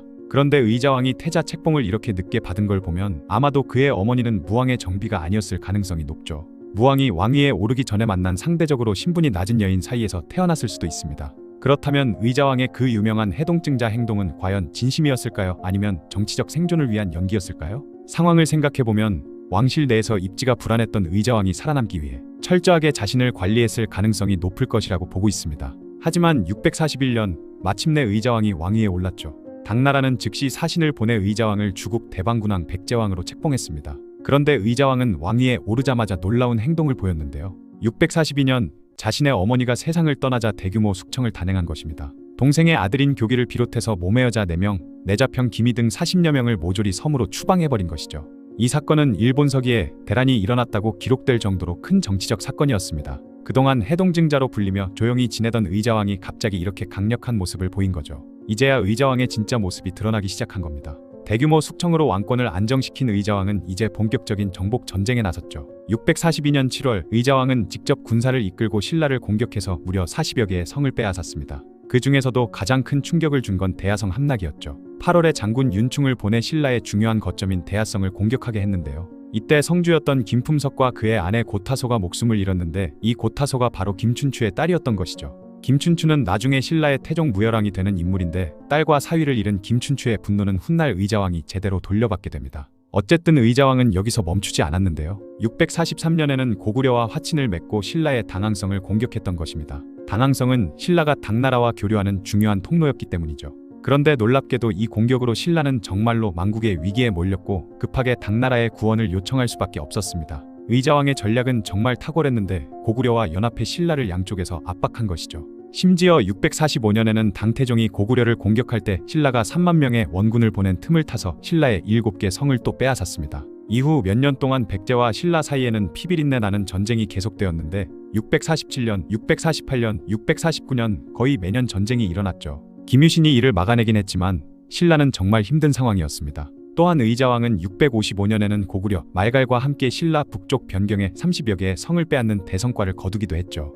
의자왕의 무서운 공격으로 이때 신라는 정말로 멸망 직전까지 갔습니다. 오죽하면 당시 선덕여왕이 무능하다며 비담이 반란까지 일어날 정도였죠. 그런데 의자왕이 가장 큰 실수를 저지르고 맙니다. 바로 당나라와의 관계를 완전히 끊어버린 것이었죠. 백제는 전통적으로 중국과 친교를 맺어 고구려를 견제하는 정책을 써왔는데 의자왕은 이 정책을 완전히 뒤바꿔버린 것입니다. 645년 당태종이 고구려를 침공할 때 백제에게도 원군을 요청했었지만 의자왕은 이를 무시하고 오히려 신라를 뒤에서 공격했던 것이죠. 당나라 입장에서는 배신감을 느낄 수밖에 없었고 이에 당태종은 죽을 때까지 백제 사신을 받지 않았다고 합니다. 그리고 이후 651년에 새로 즉위한 당고종이 백제에게 신라와 싸우지 말고 빼앗은 땅을 돌려주라고 요구했는데 의자왕은 이것도 거부했던 것이죠. 그렇게 652년 이후로는 아예 당나라와의 외교를 완전히 단절해버렸습니다. 대신 고구려, 말갈, 외국과 연합전선을 구축했죠. 그런데 655년부터 의자왕에게 이상한 변화가 나타났습니다. 이해 2월에 태자궁을 극도로 사치스럽게 수리했던 것이죠. 그리고 궁궐 남쪽에 망해정이라는 정자까지 세웠습니다. 더 심각한 건 656년 3월부터였는데요. 의자왕이 궁녀들과 함께 밤낮으로 술판을 벌이기 시작한 것이죠. 이에 좌평 성충이 간언을 올렸지만 의자왕은 그를 옥에 가둬버리기까지 했습니다. 성충은 감옥에서 굶어 죽어가면서도 앞으로 반드시 전쟁이 일어날 것입니다. 육로로는 탄연을, 수로로는 기벌포를 막으셔야 합니다. 라는 마지막으로 상소를 올렸지만 의자왕은 이 충언을 무시해버렸죠. 거기다가 이 시기 백제 정치에 큰 영향을 미친 인물이 있었는데요. 바로 의자왕의 왕후 은고입니다. 일본서기에서는 그녀를 요부 또는 요녀라고 기록했을 정도의 인물이죠. 당시 은고가 실권을 장악하고 정치를 좌지우지했다고 합니다. 그러던 657년 더욱 충격적인 일이 일어나죠. 원래 좌평은 6명으로 제한되어 있었는데 의자왕이 자신의 서자 41명을 모두 좌평으로 임명한 것입니다. 이는 기존 귀족들의 토지를 몰수해서 왕자들에게 나눠준 것으로 보이는데요. 당연히 귀족들의 반발이 엄청났을 걸로 예상되죠. 거기다가 659년부터 백제에는 온갖 기괴한 현상들이 나타나기 시작했습니다. 여우떼가 궁궐에 들어와서 상좌평의 책상에 앉았다거나 태자궁에서 암탈기 참새와 교미했다거나 사비성의 우물물이 핏빛으로 변했다거나 하는 일들이 벌어지기 시작했죠. 심지어는 귀신이 궁궐에 들어와서 백제가 망한다고 외쳤다는 기록도 있습니다. 또한 궁궐 땅에서 거북이 한 마리가 나왔는데 그 등에 백제는 보름달 같고 신라는 초승달 같다는 글이 새겨져 있었다고 하죠. 이에 무당은 이를 해석했는데 보름달은 가득 찬 것이니 기울고 초승달은 가득 차지 못한 것이니 점점 차게 됩니다 라고 했습니다. 즉 백제는 망하고 신라는 흥한다는 뜻이었죠. 그 말에 분노한 의자왕은 무당의 목숨을 빼앗았습니다. 마침내 660년 운명의 해가 찾아왔는데요. 당고종은 소정방을 총사령관으로 삼아 13만 대군을 출격시켰고 또한 신라에서도 김유신이 5만 정예군을 이끌고 백제를 향해 출발했습니다. 소식을 들은 의자왕은 급히 신하들을 불러 대책회의를 열었고 좌평 의직은 바다를 건너온 당군을 먼저 치자고 했던 반면 달솔 상영은 신라군부터 막자고 하는 것이었죠. 또한 귀양 중이던 흥수는 성충과 같이 탄연과 기벌포를 막아야 한다는 의견을 냈습니다. 하지만 여러 신하들은 나라를 원망하는 흥수의 말을 믿을 수 없다며 반대했고 결국 의자왕은 최악의 선택을 하게 됩니다. 바로 적을 요충지로 끌어들인 후 기습하자는 작전을 택한 것이죠. 7월 9일 마침내 당군이 기벌포에 상륙했습니다. 신라군은 탄연을 넘어 황산벌로 향했죠. 의자왕은 급히 계백에게 결사대 5,000명을 주어 신라군을 맡게 했고 황산벌에서 김유신의 5만 대군과 맞서게 되었습니다. 10배의 병력 차이가 났지만 놀랍게도 계백은 4번의 전투에서 모두 승리했죠. 하지만 5번째 전투에서 결국 계백이 장렬히 전사하며 백제군이 무너졌습니다. 또한 기벌포에서도 백제군이 당군에게 크게 패하면서 7월 11일 결국 나당연합군이 사비성을 포위하는 지경에 이르렀죠. 이에 의자왕은 급히 태자 효와 함께 웅진성으로 도망쳤고 사비성에는 둘째 아들 부여태가 남아서 저항했지만 얼마 못 가서 항복하고 말았습니다. 웅진성은 산 위에 있는 천혜의 요새였는데요. 의자왕은 여기서 재기를 하려고 했지만 뜻밖의 배신이 당하게 되죠. 바로 웅진성을 지키던 예식진이 의자왕을 배신한 것입니다. 최근 발견된 예식진의 손자 묘지명에는 충격적인 내용이 적혀 있는데 조부가 의자왕을 끌고 가 당고종께 바쳤다라는 내용이죠. 결국 7월 18일 의자왕은 소정방 앞에 무릎을 꿇고 항복하면서 678년간 이어진 백제 왕조가 이렇게 막을 내리고 말았습니다. 그리고 8월 2일 굴욕적인 항복식이 거행되었는데요. 소정방과 신라 무열왕은 상석에 앉았고 의자왕은 그들에게 직접 술을 따라야 했습니다. 이 광경을 본 백제의 신하들은 모두 눈물을 흘리며 통곡했다고 하죠. 그리고 의자왕은 왕후 은고, 아들들, 신하 88명, 백성만 2807명과 함께 당나라로 끌려갔습니다. 이후 낙양에 도착한 의자왕은 당고종을 만났는데요. 당고종은 의자왕을 꾸짖은 후 사면했지만 이미 심신이 지칠 대로 지친 의자왕은 며칠 후 그 먼 이국 땅에서 쓸쓸히 생을 마감하고 말았죠. 그리고 이후 당나라는 의자왕을 오나라의 마지막 왕 손호, 진나라의 마지막 왕 진숙보 옆에 묻었는데요. 그들은 주색과 폭정으로 나라를 잃은 망국의 군주들이었죠. 그런데 여러분이 가장 궁금해하실 삼천궁녀 이야기는 대체 무엇일까요? 사실 이것은 후대에 만들어진 설화일 가능성이 높습니다. 삼국사기에는 낙화암에 대한 언급이 전혀 없는데요. 삼천이라는 숫자도 불교에서 말하는 셀 수 없이 많다는 의미의 수사적 표현이었죠. 실제로 백제수도 사비성의 인구가 5만 명 정도였는데 그 중에 3천 명이 궁녀였다는 건 현실적으로 불가능합니다. 이런 이야기가 널리 퍼진 건 일제강점기에 나온 김정구의 노래 낙화삼천 때문이죠. 의자왕은 즉위 초기에는 분명히 뛰어난 군주였습니다. 신라를 멸망 직전까지 몰아붙였고 백제의 마지막 중흥기를 이끌었죠. 하지만 655년 이후 사치와 향락에 빠지고 충신을 멀리하는 등 급격히 변했습니다. 그런데 여기서 중요한 건 의자왕을 둘러싼 기록들이 대부분 승자인 당나라와 신라 쪽에서 나온 것이라는 점이죠. 백제를 공격하는 정당성을 확보하기 위해 의자왕을 의도적으로 나쁘게 묘사했을 가능성도 있죠. 실제로 200년 후 견훤이 후백제를 세우며 의자왕의 원수를 갚겠다고 외쳤을 때 많은 백제 유민들이 호응한 걸 보면 의자왕이 단순히 무능한 왕만은 아니었던 것 같습니다. 오늘은 한국사에서 가장 비극적이면서도 감동적인 영웅의 이야기를 들려드리려고 합니다. 바로 백제 말기의 충신 계백 장군의 이야기죠. 660년 백제가 멸망의 위기에 처했을 때 단 5,000명의 병사로 5만 명의 적군과 맞서 싸운 전설적인 인물입니다. 그런데 계백에게는 정말 충격적인 비밀이 하나 있는데요. 도대체 그에게 무슨 일이 있었는지 오늘은 계백의 이야기를 해보겠습니다. 계백은 갑자기 등장한 미스터리한 인물인데요. 계백에 대한 기록은 정말 부족합니다. 660년 황산벌 전투 이전의 삶은 거의 베일에 쌓여있죠. 그나마 남아있는 삼국사기의 기록에 따르면 벼슬길에 올라 달소리라는 직위에 이르렀다고 되어 있을 뿐입니다. 달소리라는 직위는 백제 16관 등 중에서 1등급 좌평에 이은 2등급에 해당하는 꽤 높은 벼슬이었죠. 그런데 흥미로운 점은 조선시대 김정호가 지은 대동지지에 따르면 계백의 본명은 부여승이었다고 하는데요.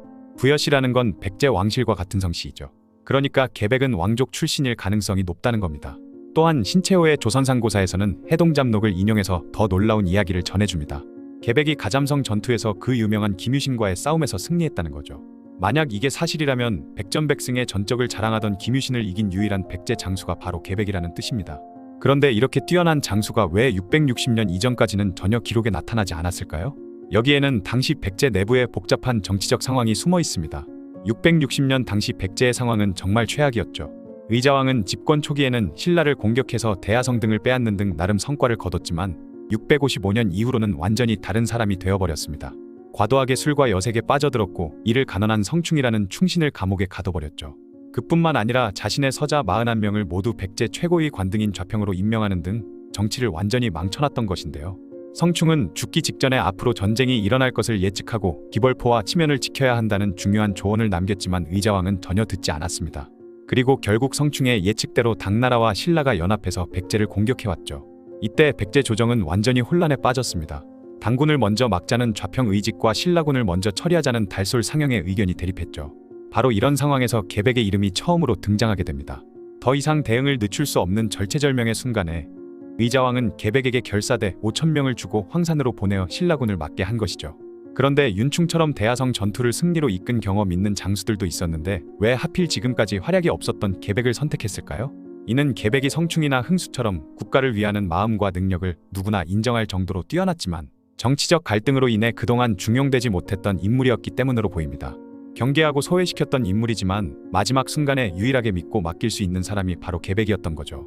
하지만 아무리 계백이라 해도 이미 때는 너무 늦어버린 상황이었습니다.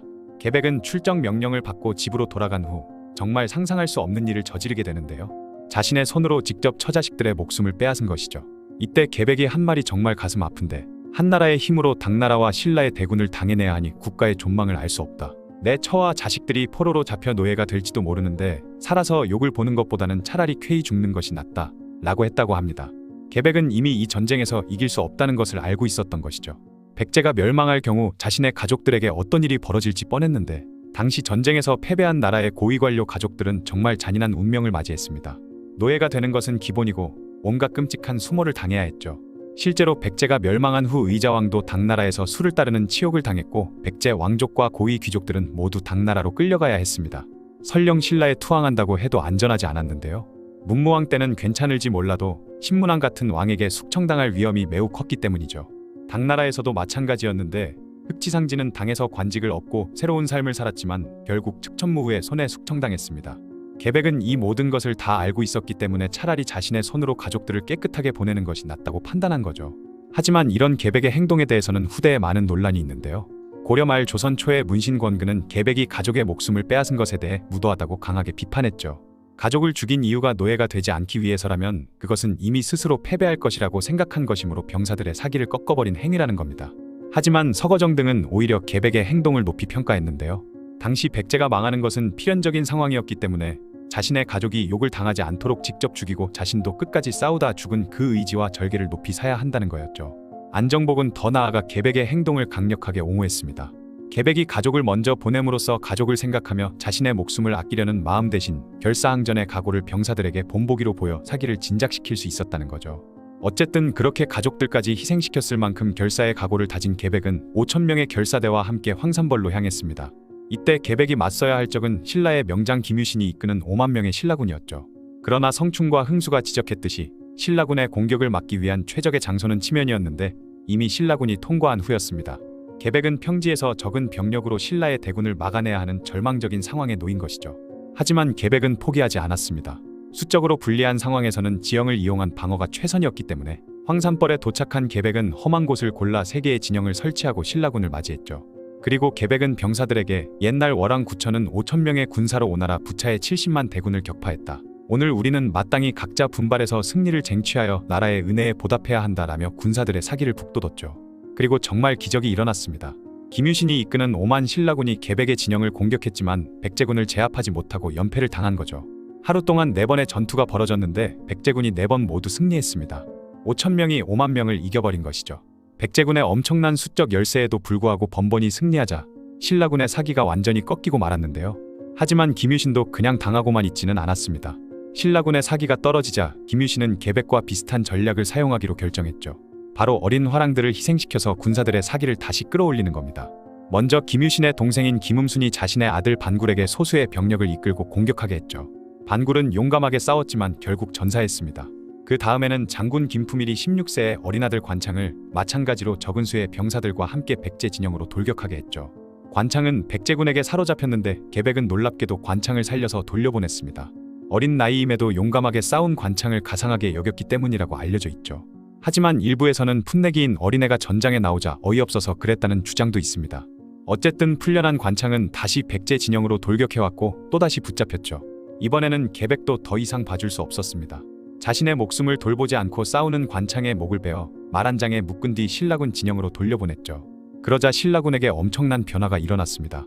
어린 관창의 용맹한 죽음을 목격한 신라군의 사기가 급격히 올라간 거죠. 저 어린 소년도 나라를 위해 목숨을 바쳤는데 우리가 어떻게 뒤처질 수 있겠는가?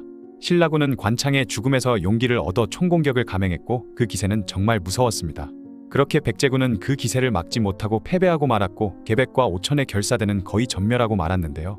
계백 본인도 마지막 전투에서 항복하지 않고 끝까지 싸우다 전사했습니다. 그리고 계백이 황산벌에서 전사한 지 얼마 지나지 않아 백제의 수도 사비성이 당나라군과 신라군의 협공을 받아 함락되었고 백제의 마지막 왕 의자왕은 웅진성으로 도망쳤지만 부하 예식진의 배반으로 사로잡히면서 백제는 결국 멸망하고 말았죠. 그런데 왜 계백보다 상위 관등인 좌편급 장수들이 있었는데도 계백이 지휘를 맡았을까요? 이는 계백이 왕족이었거나 고위 귀족 출신이었기 때문으로 보입니다. 또한 명목상으로는 충상이 최고 지휘관이었을 가능성도 있지만 실제 작전 지휘는 계백이 주도했을 것으로 추정되죠.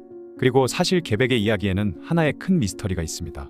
한국에서는 의자왕과 지방 세력 간의 악화된 관계 때문에 중앙조정이 모을 수 있었던 병력이 고작 5,000명뿐이었다는 이야기가 널리 퍼져 있는데요. 어린이용 역사책이나 오래된 역사서에서는 의자왕 말년의 향락과 사치 때문에 백제가 쇠락해서 군대가 5,000명밖에 없었다고 단순하게 설명하기도 하죠. 하지만 삼국사기 백제본기의 내용은 이와 상당히 다릅니다. 구당서 소정방전에 따르면 소정방이 이끄는 당군이 백강 입구에 도착했을 때 백제군이 방어진을 치고 있었고 당군이 상륙작전을 벌여 백제군을 격파해 수천 명을 사살했다고 기록되어 있죠. 그 후 당군이 수륙 병진으로 사비성으로 진격하자 백제는 온 힘을 다해 저항했고 이때 벌어진 대전투에서 다시 백제군을 격파해 만여 명을 죽이거나 사로잡았다고 되어 있습니다. 이 기록에 따르면 백제군의 실제 규모는 최소 몇만 명 수준은 되었을 것으로 보이죠. 그렇다면 신라와의 싸움에 5,000명밖에 동원하지 못한 이유는 무엇일까요? 가능성이 높은 설명은 주력군이 당군을 막아내야 했기 때문이라는 겁니다. 계백이 동원한 5,000명은 국왕이 즉각 자신의 권한으로 뽑아낼 수 있는 직속 부대였고 백강 방어전에는 지방에서 끌어모은 병력이 꾸준히 투입되어 보강되었을 가능성이 높습니다. 이 경우 지방 세력과의 갈등 문제도 설명이 가능하죠. 지방 병력의 동원이 갈등으로 인해 지체되자 의자왕은 적은 병력이 남아 국왕 직속 부대를 빨리 보내서 일시적으로라도 신라군을 저지하고 그 사이에 동원 시간을 벌려고 했던 겁니다. 어쨌든 계백에 대한 평가는 시대에 따라 달라지는데요. 가장 일반적인 평가는 나라를 지킨 충신이라는 것이죠. 이미 고려시대부터 계백은 삼국사기 열전에 들어갔습니다. 백제인 중에서는 오직 3명만이 열전에 들어갔는데 그중 1명이 바로 계백이었죠. 조선시대에는 계백이 충신으로서 본격적으로 부각되었습니다. 1602년 선조 35년에 전대 왕들의 능묘를 수리하라고 명하면서 전대 충신들의 묘소도 정비하라고 했는데 이때 백제의 충신으로 성충과 계백이 언급되었죠. 1610년 광해군 2년에도 전대 충신들 묘소 정비를 하라 명했는데 거기에도 계백이 언급되었으며 1574년 선조 7년에는 부여연감 홍가신이 백제의 삼충신 성충, 흥수, 계백을 기리기 위해 사당을 건립했는데 이것이 조정에 알려져 사액을 받고 의열사라고 명명되었죠. 또한 1688년 숙종 14년에는 계백과 조선시대 사육신 등을 모신 충곡서원이 지역 유림들에 의해 건립되기도 했습니다. 하지만 모든 사람이 계백을 긍정적으로 평가한 것은 아니었는데요. 권근은 계백이 가족을 죽인 것에 초점을 맞춰 무도하다고 비판했기 때문이죠. 그런데 이런 평가는 곧 역전되어서 유학자들에게는 나라를 위해 목숨을 돌아보지 않았다는 점이 높게 평가되었습니다. 현대적 관점에서 보면 계백의 행동은 분명 논란의 여지가 있습니다. 가족들 스스로 선택한 것이 아니라 계백에게 목숨을 잃었다는 점에서 현대적 윤리관으로는 좋은 평가를 받기는 힘들죠. 하지만 당시의 상황과 문화적 배경을 고려하면 또 다른 관점에서 볼 수 있습니다. 현재 충청남도 논산시에는 계백의 무덤이 남아있는데요. 당시 황산벌로 불렸던 그 땅에 백제유민들의 손에 의해 만들어진 무덤이었는데 구전으로만 내려오면서 동네 주민들이 돌보고 있었다고 하죠. 그런데 6.25 전쟁이 발발한 후 도굴꾼에 의해 유해는 물론 함께 들어있던 물품들이 모조리 도굴당하고 말았습니다. 그래서 안타깝게도 진짜 계백의 무덤인지는 확실하지 않게 되었죠. 하지만 대한민국 정부는 한참 뒤에 이곳을 충청남도 기념물 제74호로 지정해서 국가의 관리를 받게 했습니다. 그리고 논산에는 계백의 이름을 딴 도로도 있고 충청남도 부여군 부여읍에는 계백 장군의 동상도 세워져 있죠. 지금까지 가족을 잃고 나라를 잃고 자신의 목숨까지 바친 백제의 충신 계백에 대한 이야기였습니다. 오늘은 한국사에서 가장 논란이 많은 인물 중 한 명을 소개해드리려고 합니다. 바로 흑지상지라는 인물인데요. 이 사람은 정말 복잡한 인생을 살았죠. 백제의 귀족으로 태어나서 백제 부흥운동의 지도자가 되었다가 결국 당나라에 항복해서 자신의 조국을 공격하는 데 앞장섰습니다. 그런데 이상한 건 이 사람이 중국 역사서인 구당서와 신당서에까지 열전이 실려 있다는 겁니다. 심지어 우리나라 삼국사기에서도 백제인 중에서는 가장 먼저 소개되는 인물이죠. 도대체 이 흑지상지라는 사람이 누구이길래 이렇게 역사에 큰 족적을 남겼을까요? 흑지상지는 630년 백제 서부 지역에서 태어났습니다. 여기서 서부라는 것은 사비성 안의 오부 중 하나를 말하는데 쉽게 말하면 지금의 서울 어느 구처럼 생각하시면 됩니다. 그런데 이 사람의 가문이 정말 대단했죠. 증조할아버지 문대부터 시작해서 할아버지 덕현, 아버지 사차까지 3대가 모두 달솔이라는 높은 관직을 역임했기 때문입니다. 달솔이 얼마나 높은 자리냐면 백제에서 이품관에 해당하는 자리였죠. 거기다 흑지상지 자신도 20세가 되기 전에 달솔에 올랐다고 하니까 정말 대단한 가문이었던 것입니다. 키도 7척이 넘었다고 하는데요. 지금으로 따지면 172cm 정도로 추정되는데 당시로서는 상당히 큰 체격을 가지고 있었죠. 또한 그는 어려서부터 춘추자 시전, 한서, 사기 같은 경전들을 읽으며 공부했고 20세가 되기 전에 풍달군장까지 겸하게 되었습니다. 그런데 여기서 흥미로운 건 흑치라는 성씨의 유래인데요. 묘지명에 따르면 원래 부여시에서 나왔는데 흑치라는 지방에 봉해져서 자손들이 이를 성씨로 삼았다고 하죠. 그런데 이 흑치가 정확히 어디인지는 학자들 사이에서도 의견이 분분합니다. 어떤 학자는 필리핀 지역의 흑치국이라고 주장하고 어떤 학자는 지금의 충남 예산 지역이라고 보기도 하죠. 아무튼 확실한 건 흑지상지가 백제 왕족 출신의 명문가 자제였다는 점입니다. 그러던 660년 흑지상지의 인생에 큰 전환점이 찾아오는데요. 바로 백제가 멸망하고 만 것이죠. 당나라의 소정방과 신라의 김유신이 이끄는 18만 연합군이 백제를 공격했고 의자왕은 결국 항복하고 말았습니다. 이때 흑지상지도 처음에는 나당연합군에 항복했죠. 그런데 문제는 그 다음이었습니다. 소정방이 의자왕을 비롯해 왕자들과 태자를 가두고 군사들을 풀어서 백제 백성들의 목숨을 무차별적으로 빼앗고 약탈을 시작한 것이죠. 이걸 보고 참을 수가 없었던 흑지상지는 주위의 장수 10여 명과 함께 몰래 도망쳐서 자신의 본거지인 서부로 피신해 흩어진 백제 유민들을 모아 임존성을 거점으로 백제 부흥운동을 시작했습니다. 그렇게 한 달도 채 되지 않아서 임존성에 모여든 사람들이 3만 명이나 되었다고 하죠. 그 소식을 들은 소정방이 군사를 보내서 공격했지만 오히려 흑지상지가 승리를 거두면서 200여 개의 성을 되찾기까지 했다고 합니다. 그리고 이때만 해도 흑지상진은 확실한 백제 부흥운동의 지도자였죠. 그런데 문제는 백제 부흥군 내부에서 일어나고야 말았는데요. 부흥군의 또 다른 지도자였던 복신과 도침, 그리고 일본에서 온 부여풍 사이에 심각한 갈등이 벌어진 것입니다. 먼저 복신이 도침을 제거하더니 이번에는 부여풍이 복신을 처형해버렸죠. 그런 식으로 백제 부흥군 지도부가 서로 죽고 죽이는 막장 상황이 벌어진 것입니다. 거기다 663년 백강전투에서 왜군이 나당연합군에게 완전히 패배하면서 부여풍마저 고구려로 도망가 버렸죠. 그렇게 백제 부흥군의 거점은 사실상 흑지상지의 임존성 하나만 남게 되었는데요. 이런 절망적인 상황에서 흑지상지는 중대한 결정을 내렸는데 바로 사타상여와 함께 당나라에 항복하기로 한 것입니다. 당시 당나라 지휘관 유인궤는 흑지상지와 사타상여의 항복을 받아주면서 동시에 그들에게 무기와 식량을 주고 임존성을 공격하라고 명령했죠. 불과 얼마 전까지만 해도 자신의 동료들이었던 백제 부흥군을 공격하라는 얼토당토한 명령을 받았던 것입니다. 결국 흑지상지는 유인궤의 명령을 받아들여 지수신이 남아있는 임존성을 공격했죠. 이게 바로 흑지상지에게 씌워진 배신자라는 낙인의 결정적 순간이었습니다. 그렇게 흑지상지에 의해 임존성이 함락되면서 백제 부흥운동은 완전히 끝이 났고 흑지상지는 부여용과 함께 당나라로 가게 되었죠. 그런데 이듬해 664년 당나라가 부여용을 웅진도독으로 임명해서 백제 땅으로 보낼 때 흑지상지도 함께 돌아왔습니다. 절충도이라는 관직을 받고 웅진도독부의 군장이 된 것이죠. 하지만 신라가 점점 백제 지역으로 세력을 확대하면서 웅진도독부는 기능을 잃어갔고 결국 671년 웅진도독부가 폐지되자 흑지상지는 다시 당나라로 돌아갔습니다. 그런데 여기서부터 흑지상지의 진짜 활약이 시작되는데요. 672년 충무장군 행대방 주자사에 임명된 것을 시작으로 흑지상지는 계속해서 승진을 거듭하게 되죠.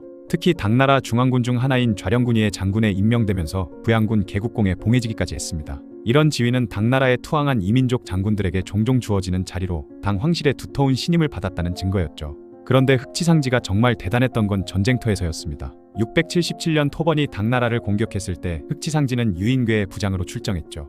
또한 678년 9월 당나라 장수 이경연과 유심내가 토번의 명장 가르칠링에게 크게 패하고 승풍령에서 포위되었을 때 흑지상지가 밤에 결사대 500명을 이끌고 토번군을 기습 공격해서 이경연을 구해내는 쾌거를 거두었습니다. 이 승풍령 전투에서의 활약으로 흑지상지는 좌무이 장군으로 승진했고 하원군 부사가 되었죠. 거기다가 680년과 681년에도 토번군을 연달아 격파하면서 또 승진을 했으며 특히 681년 5월 양비천 전투에서는 토번의 논찬파를 크게 무찔렀는데 흑지상지가 하원군에 있던 7년 동안 토번은 함부로 변경을 침범하지 못했다고 기록되어 있을 정도입니다. 토번뿐만 아니라 돌궐과의 전투에서도 흑지상지는 뛰어난 능력을 보여줬는데요. 684년에는 서경업의 반란을 진압하는 데 공을 세웠고 2년 후인 686년에는 돌궐의 골돌록이 하동도를 공격했을 때도 양정에서 2000기병을 거느리고 돌궐군 3000을 상대로 승리를 거두었으며 이듬해 돌궐이 다시 삭주를 침공했을 때 흑지상지는 이다저 왕구원 등을 부장으로 거느리고 출전했죠. 그리고 황화태에서 돌궐을 크게 격파하고 40여리나 추격해 사막으로 쫓아내버리기까지 했습니다.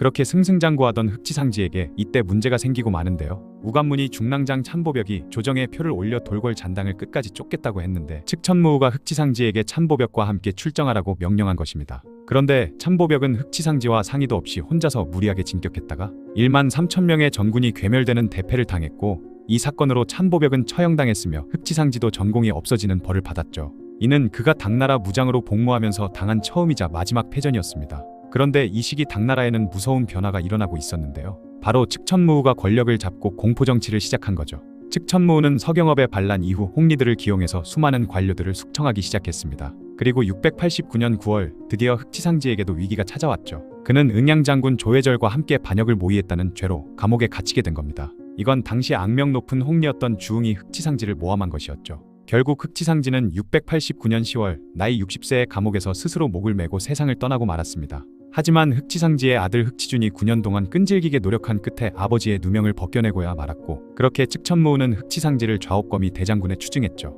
흑지상지의 묘지명을 보면 그의 인품에 대한 흥미로운 기록들이 있는데요. 품성이 빼어나고 굳세면서 자질이 뛰어나 사리에 통달했으며 힘으로는 무거운 빗장을 들어올릴 수 있었고 지혜로는 외적을 방비할 수 있었지만 자랑하거나 떠벌리지 않았다. 어질면서도 간사하지 않고 위엄을 갖췄지만 다른 사람을 해치지 않았으며 상벌은 원칙에 따라 선을 권하고 악을 말리는 것에 어긋남이 없었다고 기록되어 있죠. 구당서와 신당서에도 흥미로운 일화가 나오는데 흑지상지의 말을 채찍으로 때린 병사를 처벌하자는 부하의 권고에 내 개인의 말 때문에 관아의 병사를 매질할 수는 없다며 넘어갔다고 합니다. 심지어 군공으로 포상을 받으면 모두 부하장교와 병사들에게 나누어 주어서 자신에게 남기는 것은 별로 없었다고 하죠. 이런 기록들을 보면 흑지상지가 단순한 기회주의자가 아니라 나름의 원칙을 가진 인물이었다는 걸 알 수 있습니다. 그런데 이상한 건 이렇게 훌륭한 인품을 가진 사람이 왜 조국을 배신하는 선택을 했을까요? 흑지상지에 대한 평가는 정말 엇갈립니다. 한 대학교 교수의 말에 따르면 흑지상지는 당에 항복했고 이제까지 동료였던 사람들과 함께 싸웠던 그 지역을 함락시키는 데 앞장섰다. 그래서 마지막 흑지상지의 행동은 부흥군의 입장에서 보면 배신자다라고 평가했죠. 실제로 흑지상지의 행적을 보면 이런 비판을 피하기 어렵습니다. 하지만 다른 관점에서 보면 흑지상지에게도 변명의 여지가 있는데요. 그가 살았던 시대가 너무 개판이었던 것이죠. 백제 말기 의자왕의 급진적인 왕권 강화 정책으로 인한 정치적 혼란, 당나라의 무자비한 학대과 약탈, 그리고 무엇보다 백제 부흥군 내부의 끝없는 분열과 권력 다툼을 보면서 흑지상지가 부흥운동 자체의 환멸을 느꼈을 가능성이 컸던 것일 수도 있습니다. 하지만 흑지상지가 당나라에서 아무리 출세해도 극복할 수 없었던 벽이 있었는데요. 바로 이민족 출신이라는 한계였습니다. 당나라가 비교적 개방적인 사회였다고 하지만 여전히 이민족에 대한 차별과 편견은 존재했죠. 당현종 때 고구려 유민 출신의 명장 고선지가 상관으로부터 개 배알이나 삶아 처먹을 고려노마라는 모욕을 들었다는 기록도 있기도 합니다. 심지어 이때는 고구려가 멸망하고 나서 100년이 지난 시점이었는데도 말이죠. 결국 흑지상지는 당나라에서 죽는 순간까지 완전한 당나라 사람이 될 수는 없었던 것입니다.